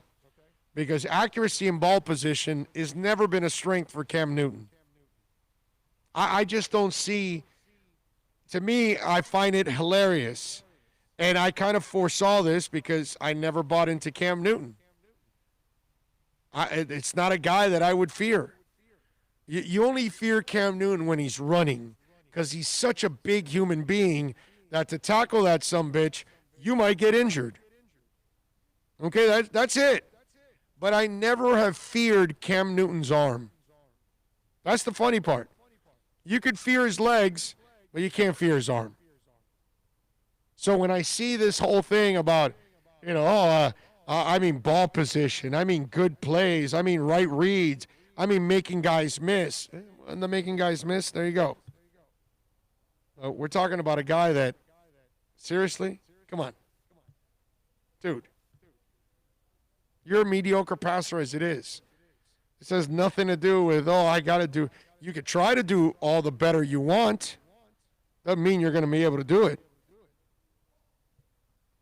786-322-1105 if you want to get in on the program. That's 786-322-1105 if you want to get in on the text line. You can also reach out to us on Twitter. That's at Big O Show. Follow us there as always because that's a 24-hour talk show. And remember, we're out here at Craig Zinn's, Acura of Pembroke Pines, folks. You can get 1.9% financing on the TLX. You can the 2021 TLX. The 2020 ILX, you can get it at $259. I'm sorry, the TLX at $259. Come on down to the number one volume sales dealership when it comes to Acuras in the Southeast United States. The 2021 RDX, $339 a month, folks. So many different options for you. We are looking at a lot of the certified pre-owned vehicles or the 2020 MDX right now, $339 a month, folks. Military, if you are in the military Appreciation Month is still going on, $750 off, folks. That's why we tell you all the time to come on down to 15601 Pines Boulevard, just off of I-75 in Pines. The 2021 TLX, you can get financing as low as 1.9%. And, of course, we've got it also at $399 a month. So come on down here, man, to 15601 Pines Boulevard. Tell them that Big O sent you. Come see Larry Schlossberg, Pat Nasto, Tony Stampone, all the great people out here. They will take care of you at Craig Zinn's, Acura of Pembroke Pines.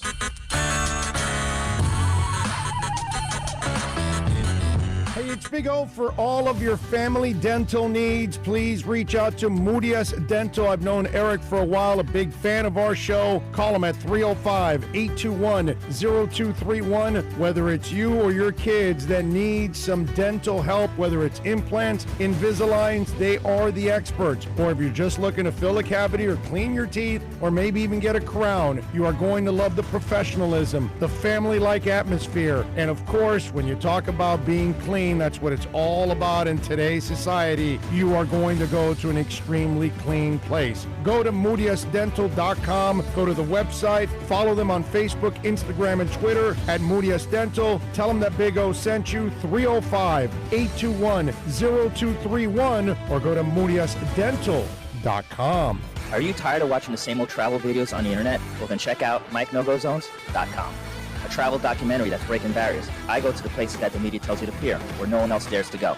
Baltimore, Opelika, South Side of Chicago, and more. Go to MikeNoGoZones.com. Hey, it's Big O. For all of your CBD, THC, or hookah needs, you got to get on down to VSS West Pines at 12397 Pembroke Road. Yes, They have got legal THC. You've got to check it out. And they've got, of course, when it comes to CBD, flower, tinctures, edibles, for all kinds of reasons, whether it's pain, stress, anxiety, you name it. And don't forget, when you mention my name, you'll get 20% off. Tell the boys out there that I told you to get on down to VSS West Pines, 12397 Pembroke Road, and call them 954-613-3367. Legal THC, CBD, all of your hookah needs. You go to VSS West Pines. It's a buyer's market at Toyota of Hollywood. Over 1,500 Toyotas on the ground, and truckloads just keep on coming. Now pay up to 50% less. 2020 Camry, not $29,000, $17,775. 2020 Corolla, not $22,000, $13,775. Buy a new 2020 Toyota with zero down and 0% financing, or we'll make your payments till 2021 at Toyota of Hollywood, the #1 volume Toyota dealer on 441 between Hollywood Boulevard and Sheridan Street.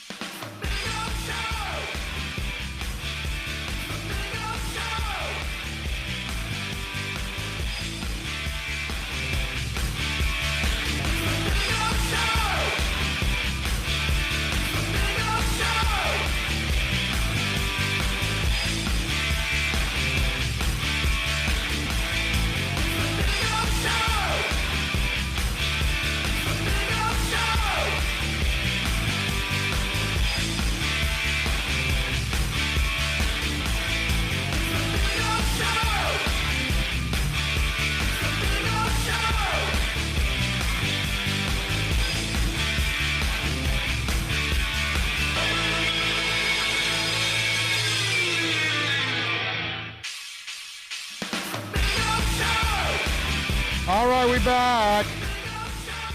We take So you. is the rain. Yes, yes. But it's nice and cool, so I don't mind. It's all good, baby.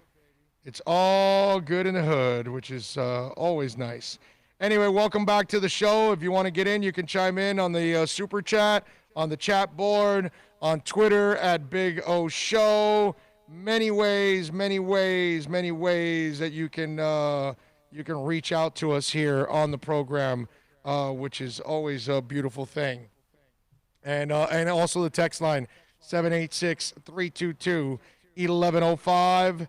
That's 786-322-1105. Big O, been a while since I've been on. I've been on board with this staff for the longest. The first time in a long time I disagree with the decision to put Tua over Fitz. Well, I mean, that's not a lot of people disagree, but some do, and that's kind of expected, my man. You know what I mean? Not everybody's going to agree, but I keep telling everybody, we're not at practice. We're not in the classroom, and we're not sitting there watching film with Flores and Tua. That kid must be incredibly impressive if they're doing this, because you're 3-3, you've won 2 in a row, you've won 3 of 4, 2 blowout wins, and you're making a quarterback change. I'm telling you, something's brewing. That kid must be lighting it up. Okay? All right? It must be all Van Halen lighting up the sky, as they say. Lost like 90% of you there. To all my Dolphin fans who suffered through the 1-15 season, watching this thing turn around feels great. You are correct. The land of never going to happen, except it's Jerry Jones we're talking about. So anything is possible. You're right, Arm Dave. He is kind of stupid enough. But if his son is in control and he's allowed his son pretty much to be in control, it shouldn't happen. But again, I can't argue. It's Jerry Jones. It could happen. So, you know, what am I going to tell you? That you're wrong about Jerry Jones? When you're right, man. I can't say it. You're right. He's crazy enough that, yeah, but I just don't think he'll do it because his son, Stephen Jones, will get a hold of him. Remember, he wanted Johnny Manziel. They didn't allow it. And the son had to talk him out of it, and he listened. They have been much better off since Stephen Jones has been involved in the personnel department and all of that. When Jerry was kind of in charge completely, it was kind of a mess. So things have gotten better with Stephen Jones, and he knows it. I mean, in the end, the Cowboys have got to be constantly kicking their own ass, because of everything they did with Jimmy. Instead of just getting the hell out of the way, like Mickey Harrison does for Pat Riley, and just go do your thing, bro. Just bring me as many championships as you can, build whatever you can. You had to medal. Yeah, I mean, Jimmy wasn't going to last long anyways because he burns out everywhere he goes, but let him burn out, dude. Let him burn out and leave on his own. Don't you be the one, because, see, that's the thing about Jerry Jones. He will always carry the torch as the man that helped bring 3 titles by bringing Jimmy Johnson, but then he also is the guy that has actually held the most embarrassing run in Cowboy history. I mean, these Cowboys are only more embarrassing if we were talking about the early NFL days in the 60s when Tom Landry was losing his ass every single year. That's it. We'd have to go back to the 60s to see how embarrassing the Cowboys have been for the last 20 years compared to, all the other years. Because even the Tex Schramm Landry years were never, the later years weren't still nearly as bad as they are now and have been for years, or the early days of the expansion teams of back in the early 60s. It's crazy. But that's, Jerry could talk all he wants about the titles, but, dude, he's been a cancer. He's been as effective as he was to bring Jimmy. He has been as ineffective by not producing it. And look, right now, look at the hiring now of the former Green Bay coach, Mike McCarthy. He looks like a complete idiot out there. And all the crap that was going on in Green Bay, and now you see what's going on in Dallas, people are going to go, wow, that's why Green Bay parted ways with him. Maybe he won a title because he was just riding the coattails, but he really wasn't that good. And so far, he's been terrible with the Cowboys. Based on the word from the players, man, lack of preparation, unable to, make changes on the fly in the middle of a game. That's pretty indicting, man. Isn't that something that he should be used to, because that's kind of the same way it was under Jason Garrett? I've got to think that there's a major correlation there. Yeah, man. And it's like, wow. So are we supposed to think that it was better with Jason Garrett or something? I mean, give me a break. I'd be remiss if I didn't say, when you were talking about the lean Landry years in this and posts like Roger Staubach, bro, they had their punter quarterbacking, remember? Yes. Danny White. Yeah. And we're in the playoffs all the time with Danny White. Yep. Hey, don't forget to give us the thumbs up while you're watching. Share, like, all that good stuff. Tell folks about the podcast. And we will try to provide the entertainment every single day. World Series is back in action tonight, Game 3. Walker Buehler versus Charlie Morton. This is a really good pitching matchup tonight, man. I don't care about either team, although I will say this. I have to admit, I'm rooting for the Dodgers. I'm going to tell you, I'm rooting for the Dodgers. And not because I've gone to L.A. over the years and gone to a Dodger game and I really like going to a Dodger game, by the way. But not because of that. I'm rooting for Clayton Kershaw. I normally would have root for Tampa Bay because they're in the state and it doesn't affect me whatsoever. But I'm going to root for the Dodgers because Clayton Kershaw has always been a classy guy, a stand-up guy, even in adversity, even in bad pitching performances. The guy is always a class act. And so I'm going to root for him. I hope he comes out in Game 4 and pitches lights out. And if they need Game 7, I hope he pulls a Josh Beckett, an Oral Hershiser, or whatever, and has another appearance that's exceptional, and he gets the MVP and they win the World Series, because he has had such a great career and he's been such a great pitcher that the story should not be what's in the postseason. That you're 500, and it's got to be better than that, man. I want a guy like that to win a championship. I'm guessing tonight they're anticipating a pitching duel Those two guys? Yeah, I saw Morton, okay?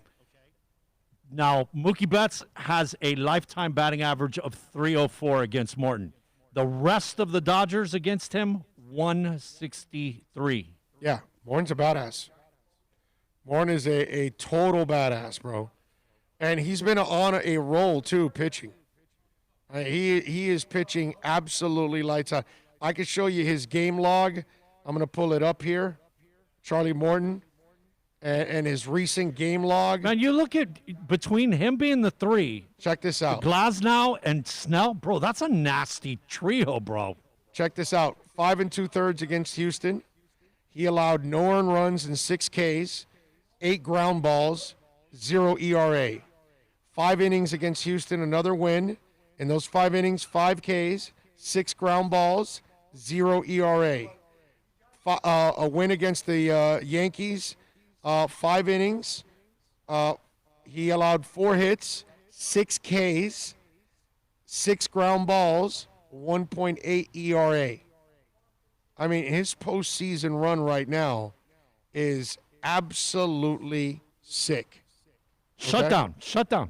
I mean, he's just on a roll right now. So I'm interested to see what Charlie Morton does tonight. Didn't Charlie start with the Pirates? I think it was. You see stats. Yes, he did. 2008. No, I'm sorry. He was actually drafted by the Braves right in 2008, and then moved over to the Pittsburgh Pirates for 7 years. Got a feel for the went to Pirates. Philly, Houston, and now he's with Tampa. Got a feel for the Pirates fans. There's Pirates littered all over the league. Yeah. Kind of like our Marlins. Marlins. Doing wonderful things for other teams. Yeah. No, you're right. And if Tampa wins, they'll get rid of a whole bunch of guys that helped them win the title, and they won't be keeping them around. Let's see. Muzzle is my favorite Smashing Pumpkins song. Siamese Dream is a great freaking album. Yes, it is. Siamese Dream is probably one of the better albums in the last 25 years. That's what I would say. Last 25 years, I would call that Smashing Pumpkins album easily top 50. Easily. I don't know where or whatever, but out of the top 50 rock albums of the last 25 years, that one is in there. That's the way I would look at it. It's a really, really good album, man. Who remembers Big O's rant on Al Folden? It's a while back, man. That's a while back talking about Al Folden. I'll go with Soma as my favorite Pumpkins tune. Great melody, gets a big and heavy in the end. Love it. Yeah, I don't know why Smashing Pumpkins subject is out there, but I guess so. The Raiders, by the way, remember they moved their game after the offensive lineman tested positive for COVID. Well, there have been no players additionally that have tested positive after the 2 Raiders players tested positive this week. So the Raiders have been scheduled to play against the Buccaneers on Sunday night, but the NFL decided to make Seahawks Cards the Sunday night football game and move Bucs Raiders to Sunday afternoon just in case they've got to cancel it. But I'll give them credit. That was smart. That was smart on their part, moving it. This is a crazy year that we're all involved in, right? This COVID crap, man.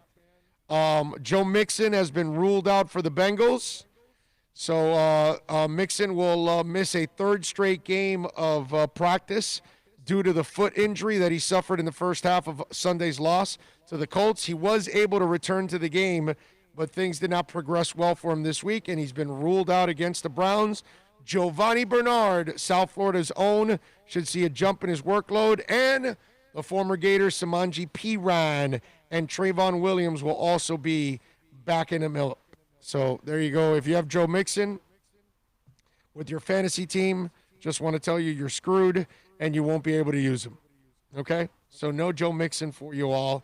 And the Raiders right now are not showing any positives right now. Big O, I got my podcast at iHeartRadio. Is Onside Radio possibly going to be there? Great work, guys. Really enjoy the show. Watch every day. Dennis, no, I don't think we're on iHeart, but we're everywhere else, dude. Spotify, iTunes, Stitcher, Google Play, Pandora, Amazon, Podbean. So you could get us all over. I mean, I don't know how many more services I could add. But yeah, we're all over on the onside side. Okay? So please go and find us. It's called Onside Zone with the big O. That's the name of the show. OnsideRadio.com. Onside Zone with the big O. We don't want to call it Big O Show because then it gets mixed up with the podcast. And so then some people think it's the podcast, and it's not. It's a completely separate entity and a different show. So there you go. Okay? Where are you going to talk about these Canes? Virginia?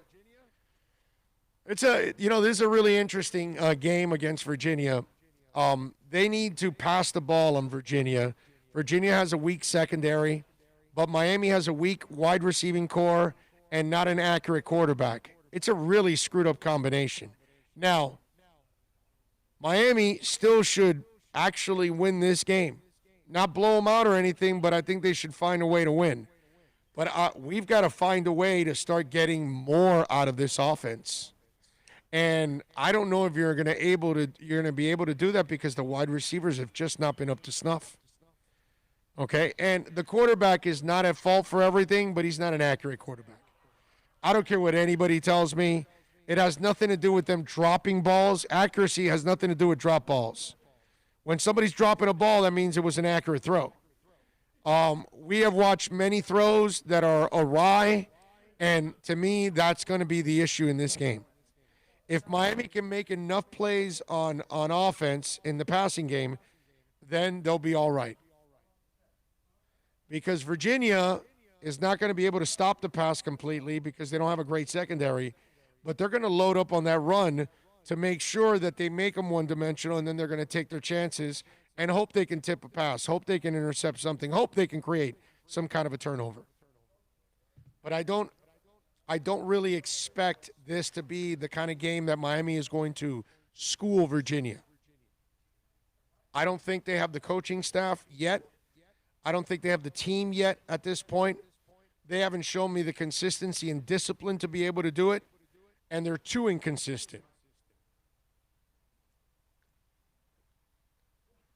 So this one's going to be – this is one of those games that might be like an ugly win for the Canes. But it's a win. So they're not a great team, man. It's hard to ask them to dominate teams. It's hard to ask them to go in there and be clean. You know? It's hard because they're not that good. And I still question whether they're coached well. That's the other thing that I worry about with the Canes. I got a lot of concerns with the Canes, man. I really do. Grant, it's not from this staff, so I hope Grant understands what happened because when that kid Perry is ready, the staff would not hesitate. I see what you're saying. I get it. And we'll see. Maybe Grant turns it up and he's fine. He can make plays. Oh, I don't think it was Flores' decision to put Tua in. I think the decision came from the top. Because if you watch his press conference the day after, it sounded like he was walking on eggshells. Well, maybe because he knew what he was going to do. And I can guarantee you this, Alex Diaz. The Dolphins don't do that anymore. Chris Greer is not going to call something and make Flores do it. And I can tell you that Stephen Ross did not do it. So I disagree with you. This was completely Brian Flores' call. Okay? That kind of dysfunction does not go on here anymore. And Chris Greer saw plenty of that dysfunction. I would be disappointed in Chris Greer, severely disappointed, if he was trying to run the team from his office. I think he has too much respect for Brian Flores, who he's known for 15-plus years, to disrespect him that way. So I could not disagree with you more. That was not a situation where they actually made him do this. I think Flo truly believes they're a better team with Tua at the helm. That's what I believe. And he might be right. As a Charlottesville native, I can tell you UVA is terrible on defense. Yeah, no, their secondary is terrible. I don't care how Canes win. Ugly win counts the same in the win-loss column. Amen? Yeah, I think they'll win an ugly game, and there's nothing wrong with that. They have a wide receiver who's 6'6", a freshman. He can do damage, but their QB situation is messy. We'll find out. We shall find out. What else did I want to talk about here on the program? Bill, did you see Boris Becker and the problems that he's in? The German wonder kid that used to win at Wimbledon all the time? All the time, yeah. Jumping around. He always had grass stains, man. He looked like he'd, been out there rolling around on Wimbledon. So Becker apparently has been really, really stupid with his money, and he owes all kinds of people. So Boris Becker appeared in a London court on Thursday to plead not guilty to the allegations that he's been hiding several trophies, tennis trophies, from debt collectors. Okay? He's a former tennis superstar. He made over $25 million in his career, declared bankruptcy in 2017 after racking up what court officials called a historic debt. The 52-year-old Becker was later ordered to surrender any possessions of value to a trustee who could in turn sell the items to help satisfy the debt. It's common practice in bankruptcy cases. Among the items Becker was ordered to hand over is his Wimbledon trophies from 85 to 89 and his Australian Open trophies from 91 to 96.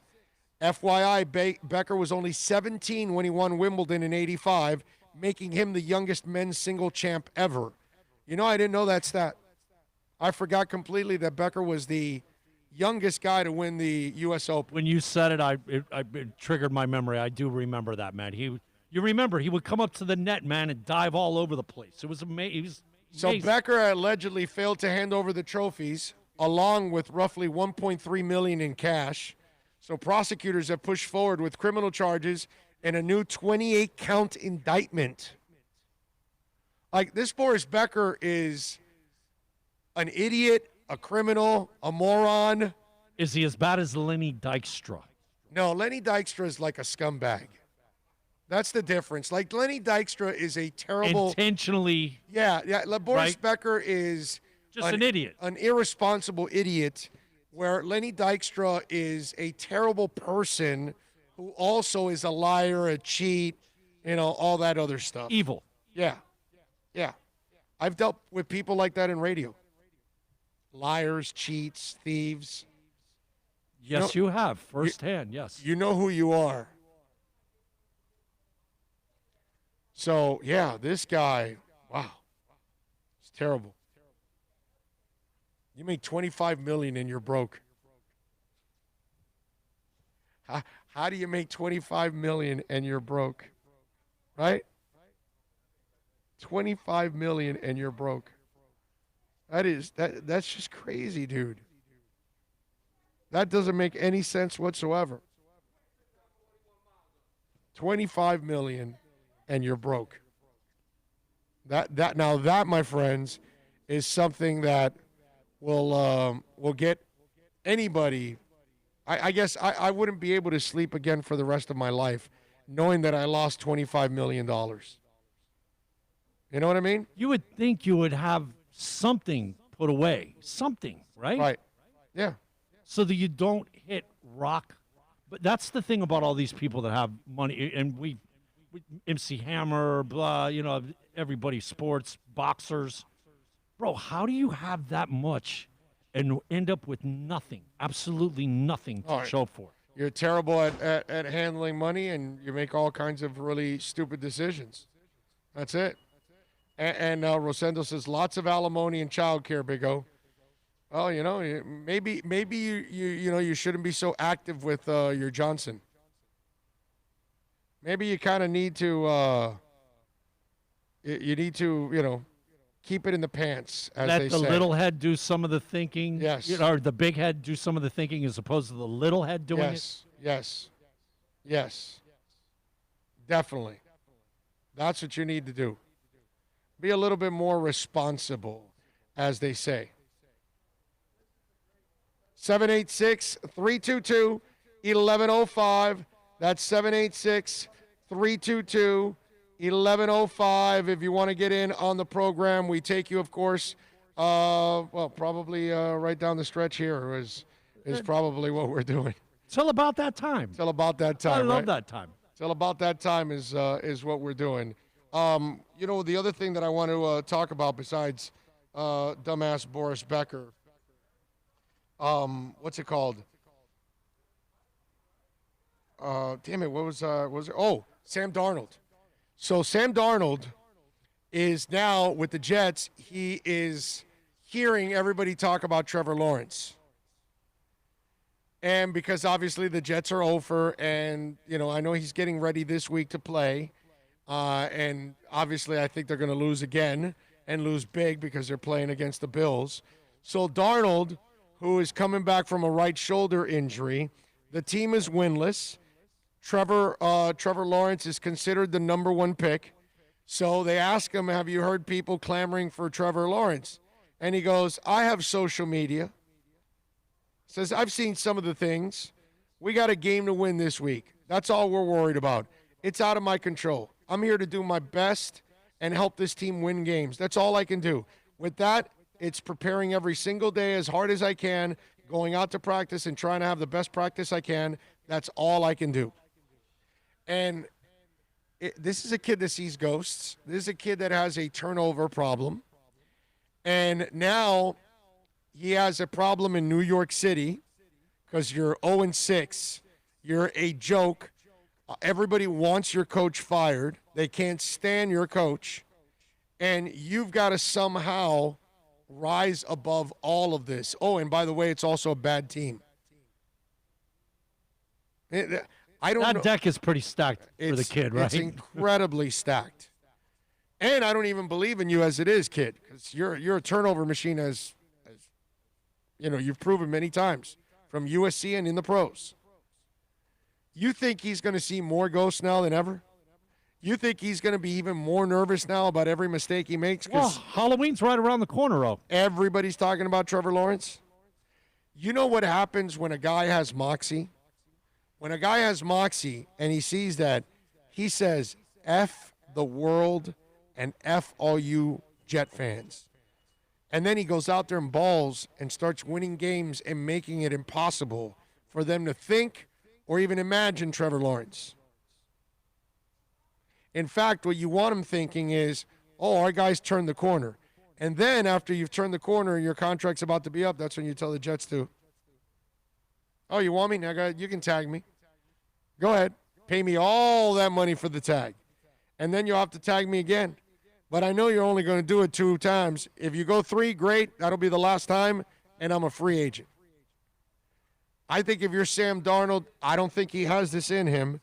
But if you're Sam Darnold, you take on that challenge, and you stick it to all the people, media members, Jet fans, everybody's telling you, oh, no, get rid of this bum. We got to get Trevor Lawrence. You go out and win several games, and then you turn to the fan base and say, well, I guess you guys can get Trevor Lawrence. And you're not going to get me either. That, my friends, would be absolutely exceptional if they can pull that off. Sam Darnold, I see it. I see the cries for him. You know what the thing about the kid could go out, man, and throw 3 or 4 touchdown passes. But at some point, he's going to throw turnover. He's going to give the ball away. He has over and over. He can play really well and look really good. But then, almost like Romo. Remember how Romo was? Jeff George. Romo, they'd have these crazy ass, incredible stats and all this stuff. And then at the end of the game, give the ball away and lose the football game. Yeah. Oh, I'm with you. Big O, I think this team might just go 0-16. I really do. I think even our 1-15 team was more disciplined. You don't mind me, Kid J? That's a crazy thing to say. You might be right. I don't know. That 1-15 team was bad. They just had players with character. they would try, but it's not because the coaching staff was amazing. That was those days, man. Wow. I'm just so glad that we've turned the corner and we're headed in the right direction. I love it. By the way, Bill, I think that you might be a little bit more turned on to watch the Tiger King series now that this new information has come out. You know that I haven't even seen the first one. Oh, you're lying. Carol Baskin, who, a lot of us think killed her husband, made him disappear. She has now come out as bisexual. That's right. That's right. I can hear Bill purring right now. The big cat enthusiast who was recently eliminated from Dancing with the Stars after competing on the show's 29th season spoke openly about her sexuality in a new interview with Pink News. I just love that you're talking about being bisexual and you're on Pink News. Anyway, during the conversation, Baskin revealed she has always considered herself bisexual and could just as easily have a wife as a husband. That means she could easily kill a wife or a husband. Speaking on the topic, Baskin recalled how she first came to be involved in the LGBTQ community during her first marriage in the 80s. I was engaged to a psychologist, and that was his entire field, dealing with the LGBT community. It was during that period when AIDS was just wreaking havoc around the world and people were losing their loved ones, and so I became very close to people in that community then who remembers feeling like she was born into the wrong body because she identified as a tomboy. The Big Cat Rescue owner expounded on this, explaining, I was always very male-oriented in the things I did. I never had any mothering instincts. That's why you killed your husband. Or anything, I never played with dolls. So I always thought that there was something off there that I couldn't quite put my finger on. Looking back on her experience with the LGBTQ community in the 80s, Baskins discovered that I just as equally feelings for women as I did men.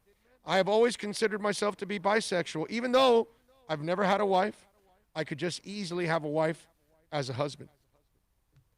So for people like Bill that are extremely turned on by Carol Baskin, and you're like really want to go to sleep with her, now there's a chance that you could have the trifecta when you go out with Carol Baskin.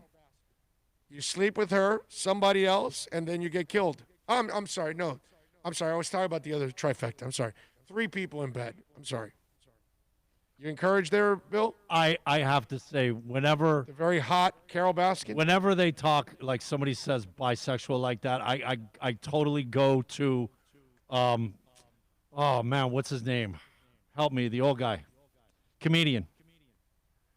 You've seen him. I don't know. He would say Mel that, Brooks. No, how does it feel old to walk around and want to have sex with everybody? You know, like you're walking through the mall. George Carlin? Thank you. Okay. George Carlin was the one that said that. Walking around, but it must be a bitch because all you want to do is have sex with everyone. You know? I mean, if you are bisexual, then yeah, I guess in your eyes, it's the best of both worlds, right? I guess. So you're, it's kind of life is a smorgasbord for you. Yeah, I guess that's what it is. But he would so say. there, Carol Baskin wants to make sure that she enjoys the smorgasbord of the world. There's nothing wrong with that, ladies and gentlemen. You know, let's not cheat Carol Baskin out of happiness. She enjoys men, women, and allegedly killing people. You know, I mean, it's just you have a hobby that's maybe stamps. Maybe you collect miniature cars. Maybe you collect coins. Maybe you collect hats. Maybe you collect concert shirts.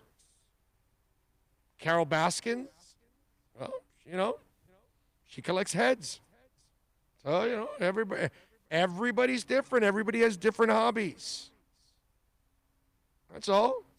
Dougie Fresh chiming in with our first super chat.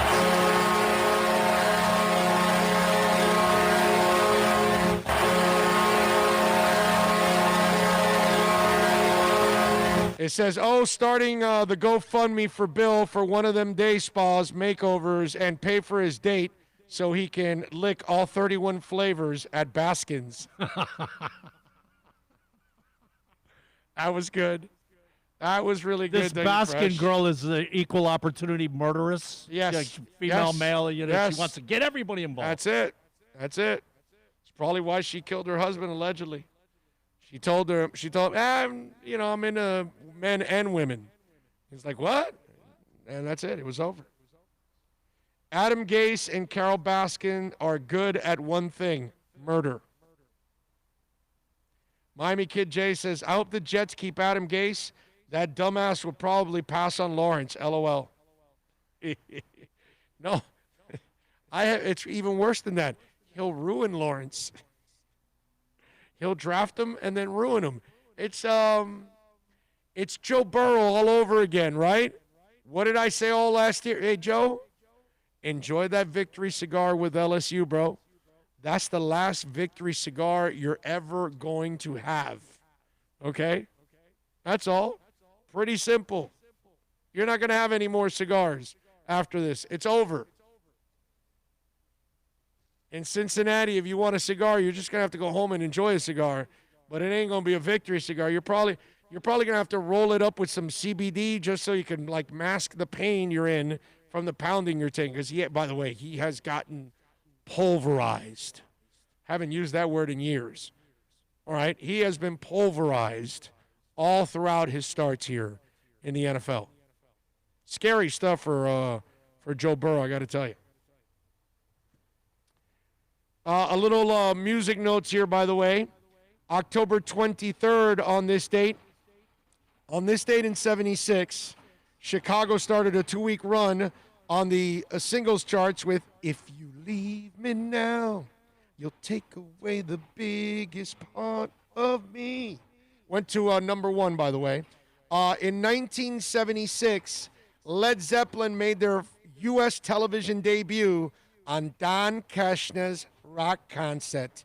Tonight on Don Kushner, they played Black Dog and Dazed and Confused on this date back in 1976. God, I used to stay up for that every weekend night, man.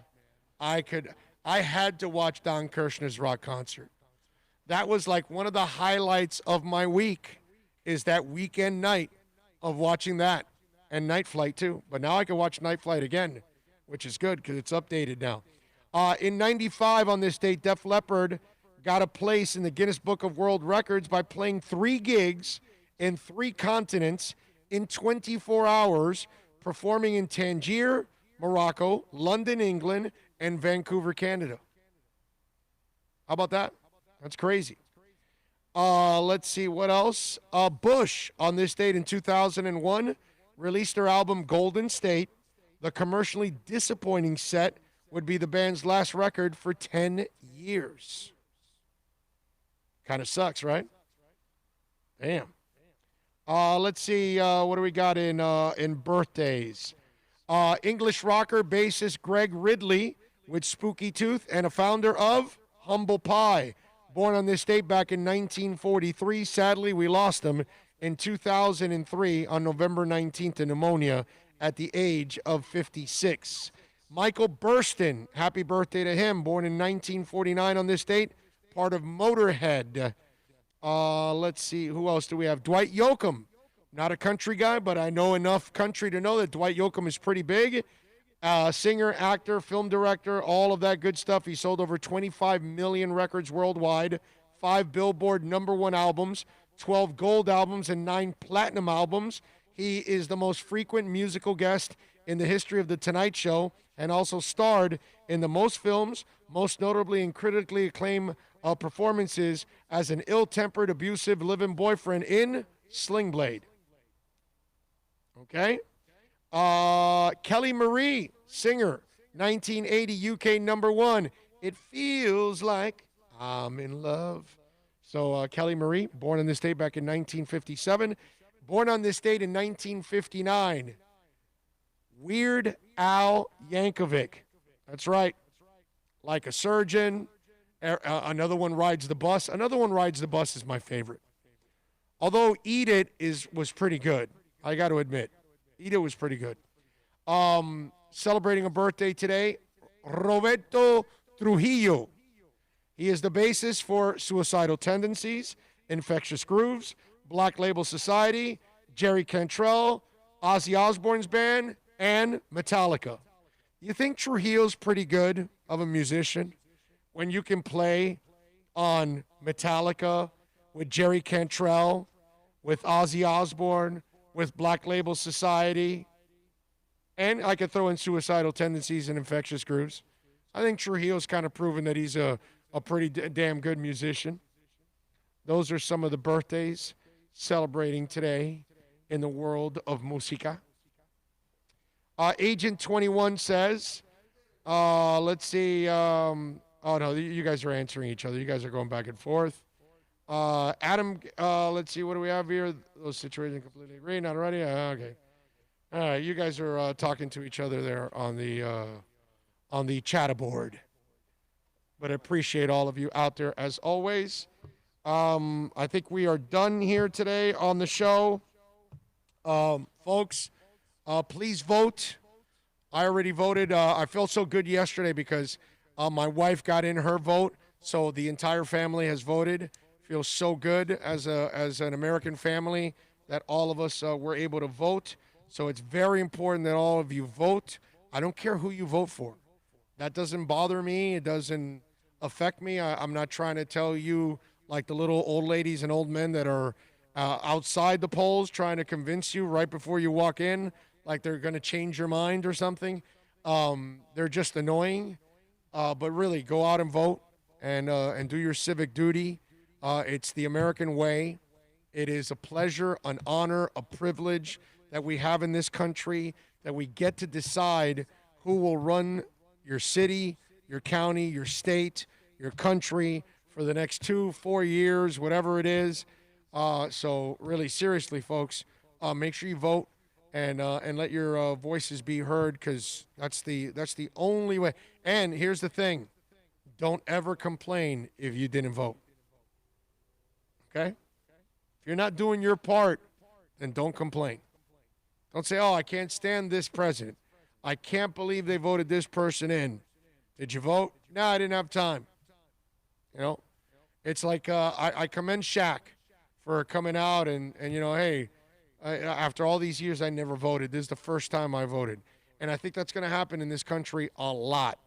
I think there's a lot of people that have never voted before, and I think they're going to vote. And maybe there's a lot of people that haven't voted in a long time, and they're actually going to vote. I think there's a little bit of both of those. I was always I wasn't Michael Anthony Hall in Breakfast Club, but when I did turn 18, that was one of the things that I was the most eager to do, was voting. And I look forward to it every time I get the opportunity, locally or nationally. I always take part in it because I always want to be a part of the process, because I'm an American. I pay my taxes. I love this country. I love what it does for all of us. I know we're not perfect, but I know our country's better than most. And I am grateful for living here, and I'm grateful that I have the right to have my say in every single election. So make sure you do the same thing. Right, folks? You all be good out there. Have a great and safe weekend. Go Inter Miami tomorrow. Go UM. Go Tua, even though he's off this week. But go Tua, baby. Get ready for next week. Next week, we got a huge week, man. It's the Mandalorian, and it's Tua. So I don't know, man. Maybe this is one of the bigger weeks out of 2020, and definitely the biggest week in Dolphin history in the last 25 years. I'll just throw a little extra for myself. I got the Rams on Monday night with the Bears. Yeah, you got to love it, huh? He's rooting for the Rams and the Bears. He can't lose. Would you stop? Just said I got the Rams. See, we busted him the again. The Bears, I've got the Rams. Yeah, I got them. Pretty sure he'll be coming with a blue and yellow hat soon with the Rams logo. I'm going, hey, when we're going to L.A. to go see my team. You know, that's it. There you go. The guy can't lose, bro. You heard him right there. You busted him. I got my Rams. I got the Rams. The Bears. He's got the Rams. Got the Rams Monday night. Yes. Conveniently. On the plate. On the plate. Conveniently. See? No, didn't you hear I got the Rams? I was rooting for the Rams, not the Bears this week.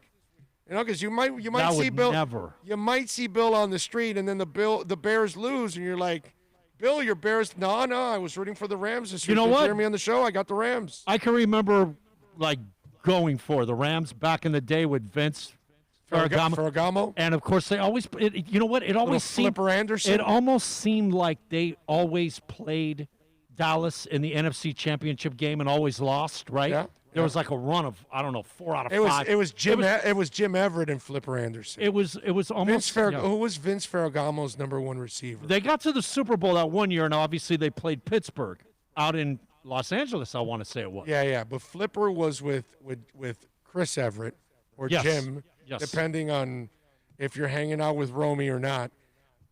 Remember that monster Monday night game, right? He set the record. Ferragamo. Who was Ferragamo's number one back in those days? I don't want to look it up and cheat. Henry Ellard? It could be Ellard. Henry Ellard, brother. It might have been Henry Ellard. How about that pull? It might be Henry Ellard. You might be right, actually. They had Slater on their offensive line. Jackie Slater, yes. Amazing. Yeah, Jackie Slater played left tackle for the Jack Rams. Youngblood. I think Jackie Slater started in 1952 with the Rams, and then I think retired in like 87 or something. I think Jackie Slater played for 60 three, 4 decades. Yeah. I think he played with leather helmets and all that stuff. Jackie Slater played for a long, long time. Yeah. And you know what? Like Anthony Munoz, man, the way the guy came in was awesome. He walked out and was still awesome and man, you could play another year type thing. Yeah. You know what I mean? Yeah, he was that kind of guy. Never tapered off, man. Was always an all-pro. Ray Grulong is throwing in a little Pat Hayden. There you go. Pat Hayden, baby. Yeah, he was the one that had lost all those games to Dallas. Yeah.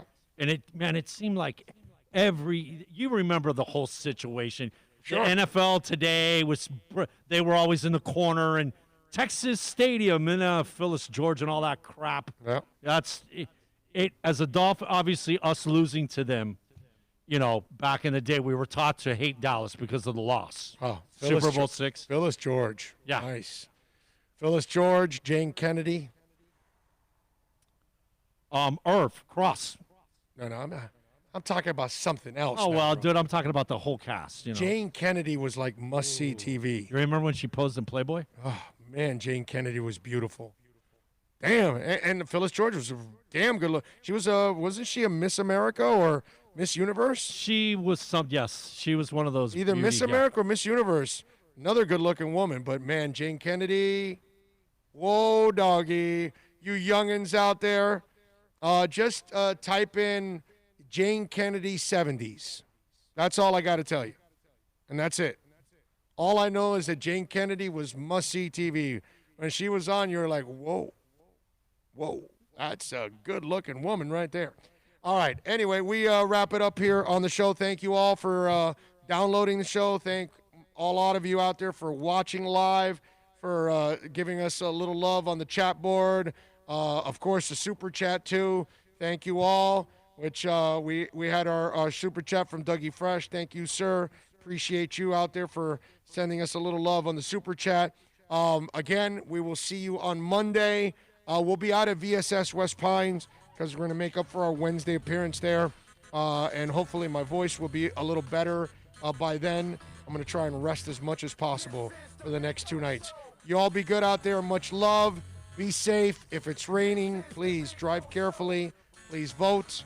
I love you all. We'll see you Monday. Go Dolphins. Go Tua. Go Heat. Go Marlins. Canes. Go Panthers. Go Canes. Go Inter. Inter. Go Yeah, FAU. tomorrow. FIU. And go you. You go. You have a great weekend. Be successful.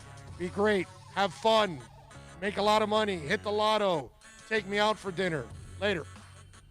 Stay safe. Have a nice weekend. We'll see you Monday.